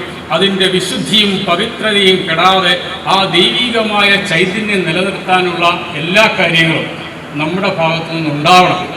വീടുകളിൽ നിന്നുള്ള നമ്മുടെ ഭക്തജനങ്ങൾ ജാതി മത ഭേദമന്യേ ആർക്കും കടന്നു വരാവുന്ന ഒരിടമെന്നുള്ള നിലയിൽ ഇവിടെ വന്നിട്ട് നമ്മൾ നമ്മുടെ ഭക്തിയും പ്രാർത്ഥനയും കൊണ്ട് വേണം ഈ ഈ വിഗ്രഹത്തിന് ചൈതന്യം പകർന്നു കൊടുക്കാനായിട്ട്. നിരന്തരമായിട്ടുള്ള പ്രാർത്ഥനയും പൂജയും ഭക്തിയും കൊണ്ടാണ് ഈ ക്ഷേത്രം ചൈതന്യവത്താകുന്നത്. ഇപ്പോൾ വളരെ ദിവ്യമായ ഒരു ചൈതന്യം തുളുമ്പുന്ന ഒരു വിഗ്രഹമാണ് നിങ്ങൾക്കിവിടെ ലഭിച്ചതെന്നുള്ളത് അടിവരയിട്ട് പറയാൻ നമുക്ക് പറ്റും. മറ്റുള്ള പല ക്ഷേത്രങ്ങളിലും നമ്മൾ പ്രതിഷ്ഠ നടത്തുന്നത് കണ്ടിട്ടുണ്ട്. അതിൽ നിന്നൊക്കെ വ്യത്യസ്തമായി ആ യോഗ നയനങ്ങളെ തുറന്നിരിക്കുന്ന ദിവ്യമായ ഗുരുവിൻ്റെ ചക്ഷുക്കളാണ് നമുക്കിവിടെ കാണാൻ പറ്റുന്ന വിഗ്രഹത്തിലേക്ക് നോക്കുമ്പോൾ. അതുകൊണ്ട് 24-ാം നമ്പർ ഷാഹിക്ക് കിട്ടിയ ഒരു വലിയ ഭാഗ്യമാണ് ആ ചൈതന്യം തുളുമ്പുന്ന ആ വിഗ്രഹം. അതിനെ കൂടുതൽ ചൈതന്യവത്താക്കാനും ആ ചൈതന്യം തുളുമ്പുന്ന വിഗ്രഹത്തിൽ നിന്നും പുറപ്പെടുന്ന ആ ദിവ്യമായ രശ്മികൾ നമ്മളിൽ പതിഞ്ഞ് നമ്മുടെ കുടുംബത്തിനും നമുക്ക് ഐശ്വര്യം ഉണ്ടാകാനും നമ്മൾ നിത്യം ആ ക്ഷേത്രത്തിൽ വരികയും പ്രാർത്ഥന ചൊല്ലുകയും ചെയ്യണമെന്നും കൂടെ ഈ അവസരത്തിൽ അഭ്യർത്ഥിച്ചു കൊള്ളുന്നു. ഈ ക്ഷേത്രത്തിൻ്റെ നിർമ്മാണത്തിന് വേണ്ടി, ഈ ക്ഷേത്രം ഇവിടെ കൊണ്ടുവരുന്നതിന് വേണ്ടി പുനഃപ്രതിഷ്ഠ നടത്തി ചൈതന്യവത്തായ ഒരു ക്ഷേത്രം പരിസരം ഉണ്ടാക്കുന്നതിന് വേണ്ടി ഒട്ടേറെ പ്രയത്നം ഇവിടെ നടത്തിയിട്ടുണ്ട്. ധീരമായ ഒരു തീരുമാനമെടുക്കുന്നതിന് ഇവിടുത്തെ മുൻ പ്രസിഡന്റ് യശശരീരനായ ശ്രീ അനിയൻ പുന്നശ്ശേരി ചേട്ടനിവിടെ നല്ല ഒരു തീരുമാനത്തോടുകൂടി ശക്തമായി ആർജവത്തോടുകൂടി ഒരു തീരുമാനമെടുത്ത് മുൻപോട്ട് പോയി അത് സമയബന്ധിതമായി അത് പൂർത്തീകരിക്കുന്നതിന് വേണ്ടി എല്ലാ നടപടികളും നടത്തി വരവേ അദ്ദേഹം നമ്മുടെ ദേഹവിയോഗമുണ്ടായി. എങ്കിൽ തന്നെ ആ തീരുമാനത്തിൽ നിന്നും ഒരു അണുവിട പുറകോട്ട് പോകാതെ ഒരുമിച്ച് നിന്നുകൊണ്ട് സ്നേഹവും സാഹോദര്യവും പരസ്പര സൗഹൃദവും നിലനിർത്തിക്കൊണ്ട് കൂട്ടായ്മയോടുകൂടി സമയബന്ധിതമായി ഈ മനോഹരമായ ഈ ക്ഷേത്രവും പരിസരവും പണിതു തീർത്ത ഈ ശാഖായോഗത്തിൻ്റെ ഭാരവാഹികൾക്കും അതിനുവേണ്ടി നിസ്തുലമായ സംഭാവന നൽകിയ ഒട്ടേറെ പേരുണ്ട്. വിഗ്രഹം കൊടുത്തും കൊടിമരം കൊടുത്തും അതിൻ്റെ ഓരോ കാര്യങ്ങളും ഓരോ സംഗതികളും അത് നിർലോഭ സംഭാവന ചെയ്തിട്ടുള്ള മുഴുവൻ പേരെയും കുട്ടനാട് സൗത്ത് യൂണിയൻ്റെ പേരിൽ അഭിനന്ദിക്കുകയാണ്. അവരോടുള്ള കടപ്പാട് നന്ദിയും അറിയിക്കുകയാണ്. അതുപോലെ ക്ഷേത്രം ശില്പി, ക്ഷേത്രത്തിൻ്റെ സ്ഥപതി, വിഗ്രഹശില്പി അടക്കം വേണ്ടി ഈ ക്ഷേത്ര നിർമ്മാണത്തിലും വിഗ്രഹപ്രതിഷ്ഠയിൽ, അതുപോലെ നമ്മുടെ തന്ത്രി ഈ ക്ഷേത്രത്തിന് നല്ല ചൈതന്യവത്തായിട്ടുള്ള ഒരു വിഗ്രഹം നമുക്ക് ഇവിടെ അതിൻ്റെ നയനങ്ങൾ തുറന്നു തന്ന തന്ത്രിക്ക് അങ്ങേയറ്റത്തെ കടപ്പാട് യൂണിയൻ്റെ ഭാഗത്ത് നിന്ന് അറിയിക്കുകയാണ്. എല്ലാവർക്കും ഇതിൻ്റെ ഓരോ കാര്യങ്ങളിലും ബന്ധപ്പെട്ട് ഇതിൻ്റെ കഴിഞ്ഞ ദിവസം നടന്ന വിഗ്രഹഘോഷയാത്ര അതിമനോഹരമായി എടത്തുവായുടെ ഹൃദയഭാഗത്തൂടെ വളരെ നയനാനന്ദകരമായിട്ട് വ്യത്യസ്തമായിട്ടുള്ള ബോധാനന്ദ പര്യന്ത വന്ദേ ഗുരുപരമ്പര, വന്ദേ ഗുരുപരമ്പര, വന്ദേഹം ഗുരുപരമ്പര. യോഗത്തിൻ്റെ അധ്യക്ഷൻ സോമൻ അവറുകൾ, മറ്റ് വേദിയിലും സദസ്സിലുമുള്ള മുഴുവൻ കുടുംബാംഗങ്ങൾക്കും ശ്രീനാരായണീയർക്കും പ്രണാമം. ഭഗവാന്റെ തിരുവിഗ്രഹ പ്രതിഷ്ഠ എന്ന ഒരു സ്വപ്നം ഇവിടെ സഫലീകരിച്ചിരിക്കുകയാണ്. ഗുരു ബ്രഹ്മ ഗുരു വിഷ്ണു ഗുരുദേവോ മഹേശ്വര ഗുരു സാക്ഷാത് പരം ബ്രഹ്മ തസ്മൈ ശ്രീ ഗുരവേ നമഃ. ഗുരു ബ്രഹ്മാവാണ്, ഗുരു വിഷ്ണുവാണ്, മഹേശ്വരനാണ്, സാക്ഷാത് പരബ്രഹ്മ സ്വരൂപനാണ്. ബ്രഹ്മ വിഷ്ണു മഹേശ്വരന്മാരെ പൂജിച്ച ഫലമാണ് ഗുരുപൂജ കൊണ്ട് നമുക്ക് സിദ്ധിക്കുന്നത്. നാം ഇന്ന് കാണുന്ന എല്ലാവിധ ഐശ്വര്യങ്ങൾക്കും ഉയർച്ചയ്ക്കുമൊക്കെ കാരണം ഭഗവാന്റെ തിരുവതാരം ഒന്നുകൊണ്ട് മാത്രമാണ്. ആ കടമ നമുക്കെന്നും ഉണ്ടാവണം. ഉപാസകാനാം കാര്യർത്ഥം ബ്രഹ്മണ മൂർത്തികൽപ്പന. ഉപാസകന്മാരുടെ കാര്യം സാധിക്കുന്നതിന് വേണ്ടി ബ്രഹ്മം മൂർത്തി കൽപ്പിച്ചതാണ് മറ്റ് ദേവീദേവന്മാരെങ്കിൽ സാക്ഷാൽ പരബ്രഹ്മസ്വരൂപനാണ് ഗുരു. ഗുരുരാദീരനാദിശ്ച ഗുരോ പരമദൈവതം ഗുരോ പരതരം നാസ്തി തസ്മൈ ശ്രീ ഗുരവേ നമഃ. ഗുരുവിനപ്പുറം ഒരു തത്വമില്ല, ഒരു തപസ്സില്ല. ഗുരുവിൻ്റെ മഹത്വം അതാണ്. നമ്മുടെ ജീവിതത്തിൽ എന്തെല്ലാം സൗഭാഗ്യങ്ങളുണ്ടെങ്കിലും എന്തെല്ലാം സമൃദ്ധിയുണ്ടെങ്കിലും നമ്മുടെ ജീവിതം സ്വാർത്ഥകമാകുന്നത് ഈശ്വരീയമായ അനുഭൂതി ഉണ്ടാകുമ്പോഴാണ്. ഈശ്വരീയ അനുഭൂതി എവിടെയാണെന്ന് നമ്മൾ തിരഞ്ഞാൽ നമുക്ക് മനസ്സിലാകുന്നത് ഗുരുപാദ കമലങ്ങളിലാണ്. ഗുരുപാദ കമലങ്ങളിൽ ആശ്രയിക്കുമ്പോഴേ നമുക്ക് ഈശ്വരീയമായിട്ടുള്ള അനുഭൂതി ഉണ്ടാകുകയുള്ളൂ. മനുഷ്യരായി ജനിച്ച നമ്മുടെ എല്ലാം തന്നെ ലക്ഷ്യം സത്യസാക്ഷാത്കാരമാണ്. സത്യസാക്ഷാത്കാരത്തിന് വേണ്ടിയിട്ട് പല മാർഗങ്ങളും നമ്മുടെ ഋഷീശ്വരന്മാർ നമുക്ക് തന്നിട്ടുണ്ട്. അങ്ങനെ ഋഷീശ്വരനായിട്ടുള്ള സർവേശ്വരനായിട്ടുള്ള ഗുരു നമുക്ക് തന്ന വാണികളാണ് ഗുരുദേവൻ്റെ കൃതികൾ. ആ കൃതികൾ പഠിക്കുമ്പോഴാണ് നമുക്ക് ഗുരുവിനെ കൂടുതൽ അറിയാൻ സാധിക്കുന്നത്. വളരെയധികം സന്തോഷമുണ്ട്. 24-ാം നമ്പർ SNDPയിലെ അംഗങ്ങൾ കൃത്യമായിട്ടും ഗുരുദേവൻ്റെ കൃതികൾ പഠിക്കുകയും അത് ഇവിടെ പാരായണം ശ്രുതിമധുരമായി പാരായണം ചെയ്യുകയും കേൾക്കുന്നു. ഗുരുവിനോടുള്ള ആ ഒരു ഭക്തിയും ഗുരുവിനെക്കുറിച്ച് കൂടുതൽ പഠിക്കാൻ നിങ്ങൾ കാണിക്കുന്ന ആ ഒരു കാര്യം വളരെ പ്രശംസനീയമാണ്. അതുപോലെ തന്നെ വളരെ സമയനിഷ്ഠിതമായി തന്നെ നമ്മൾ ഭഗവാന്റെ ക്ഷേത്രം ഇവിടെ പണിത് വിഗ്രഹപ്രതിഷ്ഠ നടത്തി. എല്ലാവർക്കും ആശങ്കയായിരുന്നു. ഭഗവാന്റെ നേരത്തെ ഇരുന്നൊരു വിഗ്രഹം, ആ വിഗ്രഹം വളരെ ചൈതന്യവത്തായിരുന്നു. അതുപോലൊരു വിഗ്രഹം നമുക്കിനി ഉണ്ടാകുമോ? ആവാഹിക്കുന്ന സമയത്തൊക്കെ എല്ലാവർക്കും സങ്കടമായിരുന്നു, ഈശോ ഇത് മാറിയാൽ എങ്ങനെയാണ്. പക്ഷെ നമുക്ക് കാലം മാറുമ്പോൾ ഇതൊക്കെ മാറ്റിയേ പറ്റൂ.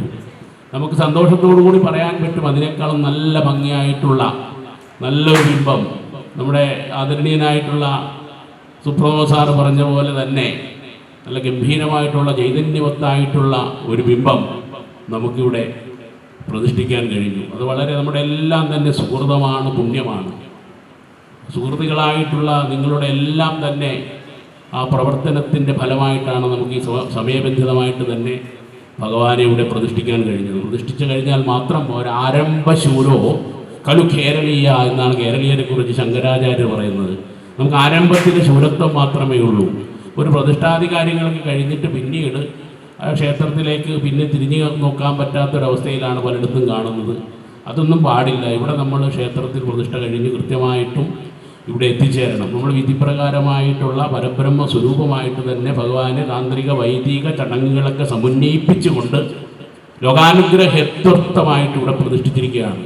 ഇപ്പോൾ വിഗ്രഹം പ്രതിഷ്ഠിക്കുമ്പോൾ തന്ത്രി പറയുന്ന ഒരു മന്ത്രമുണ്ട്, ലോകാനുഗ്രഹത്വർത്ഥം സ്ഥിരീഭവ സുഖായത സാന്നിധ്യം തഥാദേവ പ്രത്യഹ പരിവർത്തയ ആഭൂൽ പ്രജാ വിരോധേന തത്ര യജമാനസമർത്ഥ്യതാം സഭൂവാലം സദാനാഷ്ട്രം സർവോപദ്രവർജിതം ക്ഷേമേണ സുഖമക്ഷയമസ്നത പൂജാഗ്രഹാണാം സതതം മാം ഉദ്ധര നമോസ്തുതേ. ഹേ ദയാവാരിതിയായ ഭഗവാനെ, അങ്ങ് ലോകാനുഗ്രഹത്തെ ഹേതുകമായിട്ട് ഈ ബിംബത്തിൽ കുടികൊണ്ടാലും ആകാശവും ഭൂമിയും ഉള്ളത്രയും കാലം ഈ ബിംബത്തിൽ കുടികണ്ട് ഭക്തജനങ്ങളെ അനുഗ്രഹിക്കുമാറാകട്ടെ എന്നൊരു മഹത്തായ സങ്കല്പത്തോടു കൂടിയാണ് ഏത് ബിംബവും പ്രതിഷ്ഠിക്കുന്നത്. അപ്പോൾ ലോകമെന്ന പദത്തിന് ആലോകനായതേ ഇത് ലോകം എന്നൊരർത്ഥമുണ്ട്.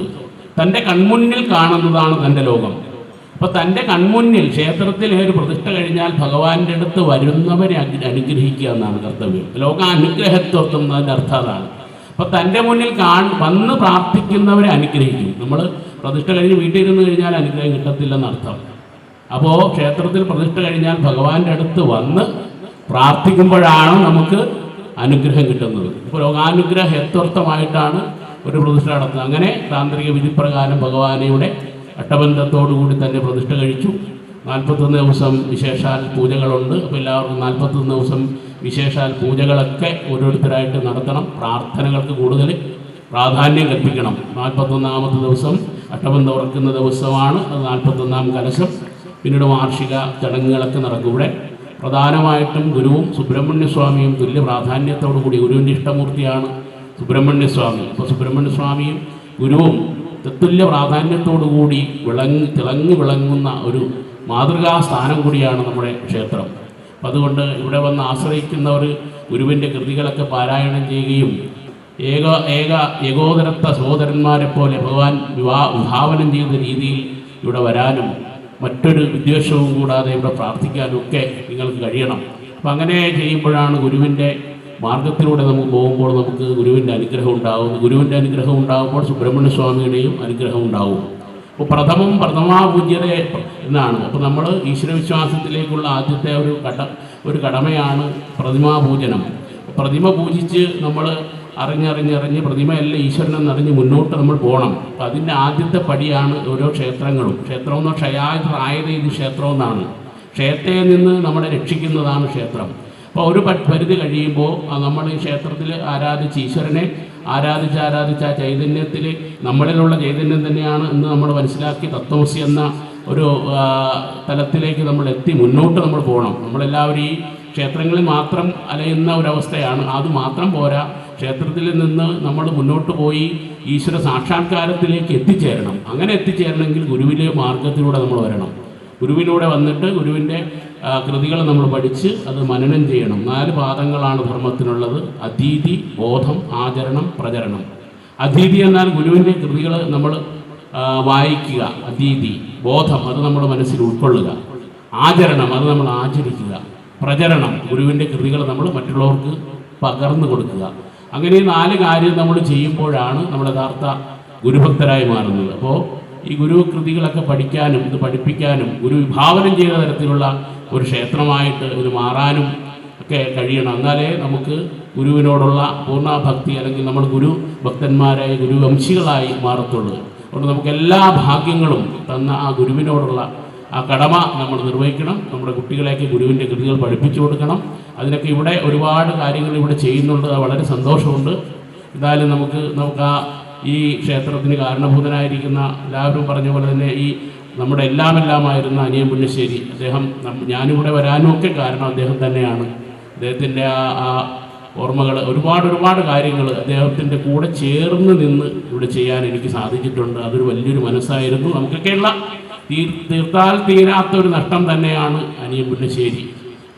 അദ്ദേഹത്തിൻ്റെ ആ ഓർമ്മകളിൽ പാദ നമസ്കാരം ചെയ്യുന്നു. ആത്മാവിന് ശാന്തിക്ക് വേണ്ടി ഞാൻ പ്രാർത്ഥിക്കുന്നു. അതോടൊപ്പം തന്നെ നിങ്ങൾക്ക് എല്ലാവർക്കും തന്നെ ഗുരുപാദങ്ങളുടെ പൂർണ്ണാനുഗ്രഹങ്ങൾ ഉണ്ടാവട്ടെ. സർവർക്കും സർവത്ര മംഗളങ്ങളും ഭവിക്കട്ടെ എന്ന് പ്രാർത്ഥിച്ചുകൊണ്ട് നിർത്തുന്നു. നന്ദി, നമസ്കാരം. വേദിയിലുള്ളവർ, സദസ്സിലുള്ളവർ, എൻ്റെ എല്ലാമായ എൻ്റെ നാട്ടുകാർ, ഇവിടെ സ്റ്റേജിലിരിക്കുമ്പോൾ ചുട്ടുപൊള്ളുന്നതിൻ്റെ അനുഭവമുണ്ട്. മറ്റെവിടെയാണെങ്കിലും എങ്ങനെയെങ്കിലും ഇറങ്ങി പോകുമായിരുന്നു. പക്ഷേ നിങ്ങളെല്ലാം കാണുന്ന സ്നേഹത്തിൻ്റെ വലിയൊരു കുളിരുണ്ട്, നന്മയുടെ കെടാത്ത ദീപമുണ്ട്. ഇവിടെ മീറ്റിങ്ങിൽ സ്വാഗതം പറയുമ്പോൾ നമ്മുടെ സെക്രട്ടറിക്ക് ഇടർച്ചയുണ്ടായി, തേങ്ങലുണ്ടായി. അതായത് നമ്മുടെ ഈ ശാഖായോഗത്തിൻ്റെ സർവതോമുഖമായ പുരോഗതിക്ക് വേണ്ടി ഊർജ്ജസ്വലമായി പ്രവർത്തിച്ചിരുന്ന നമ്മുടെ എല്ലാമായിരുന്ന നമ്മുടെ കാണപ്പെട്ട നമ്മുടെ എല്ലാമായിരുന്ന പ്രിയപ്പെട്ട അനിയൻ പുന്നശ്ശേരി, അനിയൻ അണ്ണൻ, അനിയൻ ചാറ്റൻ, അനിയൻ ചായൻ. അതാണ് ഗുരുദേവൻ പറഞ്ഞിരിക്കുന്നത്. നീ മറഞ്ഞാലും, കവി പറയുന്നുണ്ട്, നീ മറഞ്ഞാലും തിരയടിക്കും നീലക്കുയിലേ നിൻ ഗാനമെന്ന്. സമൂഹത്തിന് വേണ്ടി, സഹോദരങ്ങൾക്ക് വേണ്ടി, സമുദായത്തിന് വേണ്ടിയൊക്കെ പ്രവർത്തിക്കുന്നവരെ അവർക്ക് മരണമില്ല. ഒരു രക്തസാക്ഷി മരിച്ചാലും മരിക്കുന്നില്ല എന്ന് പാർട്ടിക്കാർ പറയുന്നത് പോലെ ഗുരുദേവൻ പറയുന്നുണ്ട്, കീർത്തിയാം ഒരുവാർ നിന്നനുകമ്പ നിന്നിടും. അനുകമ്പാശാലികൾ. നമ്മളിപ്പം കുമാരനാശാനെ ഓർക്കുന്നു. ഗുരുദേവൻ അനുകമ്പയുടെ മൂർത്തിയാണ്, കരുണാസാഗരമാണ്. അതുകൊണ്ടാണ് കുമാരനാശാൻ പറയുന്നു, അൻപാർന്നവരുണ്ടോ, പരവിജ്ഞാനികളുണ്ടോ, വൻപാകെ വെടിഞ്ഞുള്ളവരുണ്ടോ ഇതുപോലെ.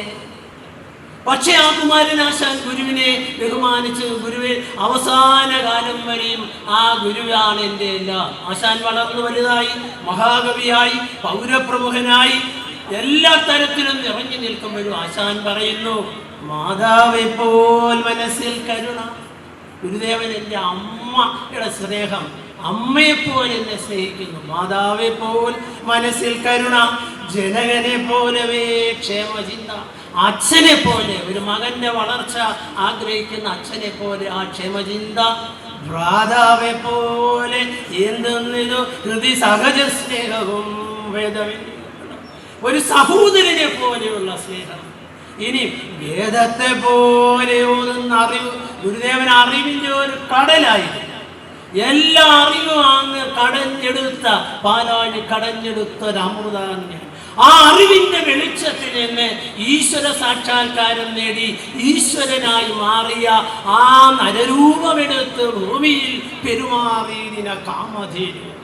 അതുകൊണ്ട് ആ പുരുഷാകൃതിയുണ്ട് ദൈവമേ. ഗുരുവിനെ പറയുന്നേ നരരൂപം. ഇവിടെ സായിപ്പ് വന്നപ്പോൾ പറഞ്ഞു, ഞാൻ ഇതുപോലെ ദൈവത്തെ മനുഷ്യരൂപത്തിൽ കണ്ടു. ആ ചൈതന്യമൂർത്തി ഇന്ത്യയുടെ തെക്കേയറ്റത്ത് വിജയിച്ചരുളുന്ന ശ്രീനാരായണ ഗുരുസ്വാമികളല്ലാതെ മറ്റാരുമല്ല.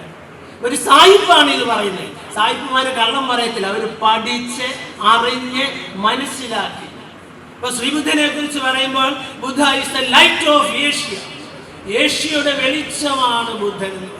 ഗുരുദേവനെ കുറിച്ച് പറയുമ്പോൾ the light of the universe, ഈ പ്രപഞ്ചത്തിന്റെ ദേവതയായി ഗുരു മാറുന്നു. അതുകൊണ്ടാണ് ഗുരുവിന്റെ പ്രഥമ ശിഷ്യനായ നമ്മുടെ ശിവലിംഗദാസ സ്വാമി പറയുന്നുണ്ട്, ഗുരു ഈശ്വരനാണ് അഴിയാത്ത സുഖം തരുവാൻ, അതിനാൽ ഗുരുവിനെഴുതാം. അവനെ ഗുരു ദൈവമാണ്, നമുക്കൊരിക്കലും നഷ്ടപ്പെടാത്ത സുഖം തരാൻ ഗുരുവിന് നിസ്സാരമാണ്, എളുപ്പമാണ്. അതുകൊണ്ട് മരണാദികളാൽ ഉഴലുന്നവർ ഈ പരമാർത്ഥം അറിഞ്ഞു ഭജിച്ചിടണം. ഗുരു നമുക്ക് വലിയൊരു ചരിത്ര പ്രതിസന്ധിയിൽ നിന്ന് ഒരു രക്ഷകനെ പോലെ കടന്നു വന്ന് നമ്മളെ രക്ഷിച്ചതാണ്. ഞാൻ പെട്ടെന്ന് ചുരുക്കും. എനിക്ക് വിഷുവിൻ്റെ അന്ന് പ്രഭാഷണമുണ്ട്, അതുമല്ല നിങ്ങളെല്ലാം ചൂട് പിടിച്ചിരിക്കുകയാണ്. അതുകൊണ്ട് ഗുരുവിനെ ഇവിടെ നമുക്ക് ഗുരുക്ഷേത്രം SNDPയുടെ ആദ്യകാല ശാഖകൾ പരമഭക്തരായ ആലപ്പുഴ ജില്ലയിലെ കുട്ടനാട്ടുകാരുടെയൊക്കെ ആ മേൽനോട്ടത്തിലാണ് തുടക്കം കുറിച്ച്. ആ ഗുരുഭക്തിയാണ് എല്ലാത്തിനും. ഇവിടെ നമ്മുടെ കൃഷ്ണൻ അദ്ദേഹം ശിവരി വരുമ്പോഴൊക്കെ എന്നെ വന്ന് കാണും. ആ ഗുരുവിൻ്റെ കാര്യത്തിന് ചെയ്യാനുള്ള ഇതെല്ലാം അദ്ദേഹത്തിനുണ്ട്. ഇവിടെ എല്ലാം മനസ്സുണ്ട്. എനിക്ക് പലതും ചെയ്യണമെന്നുണ്ട്, ചില പരിമിതിയുണ്ട്.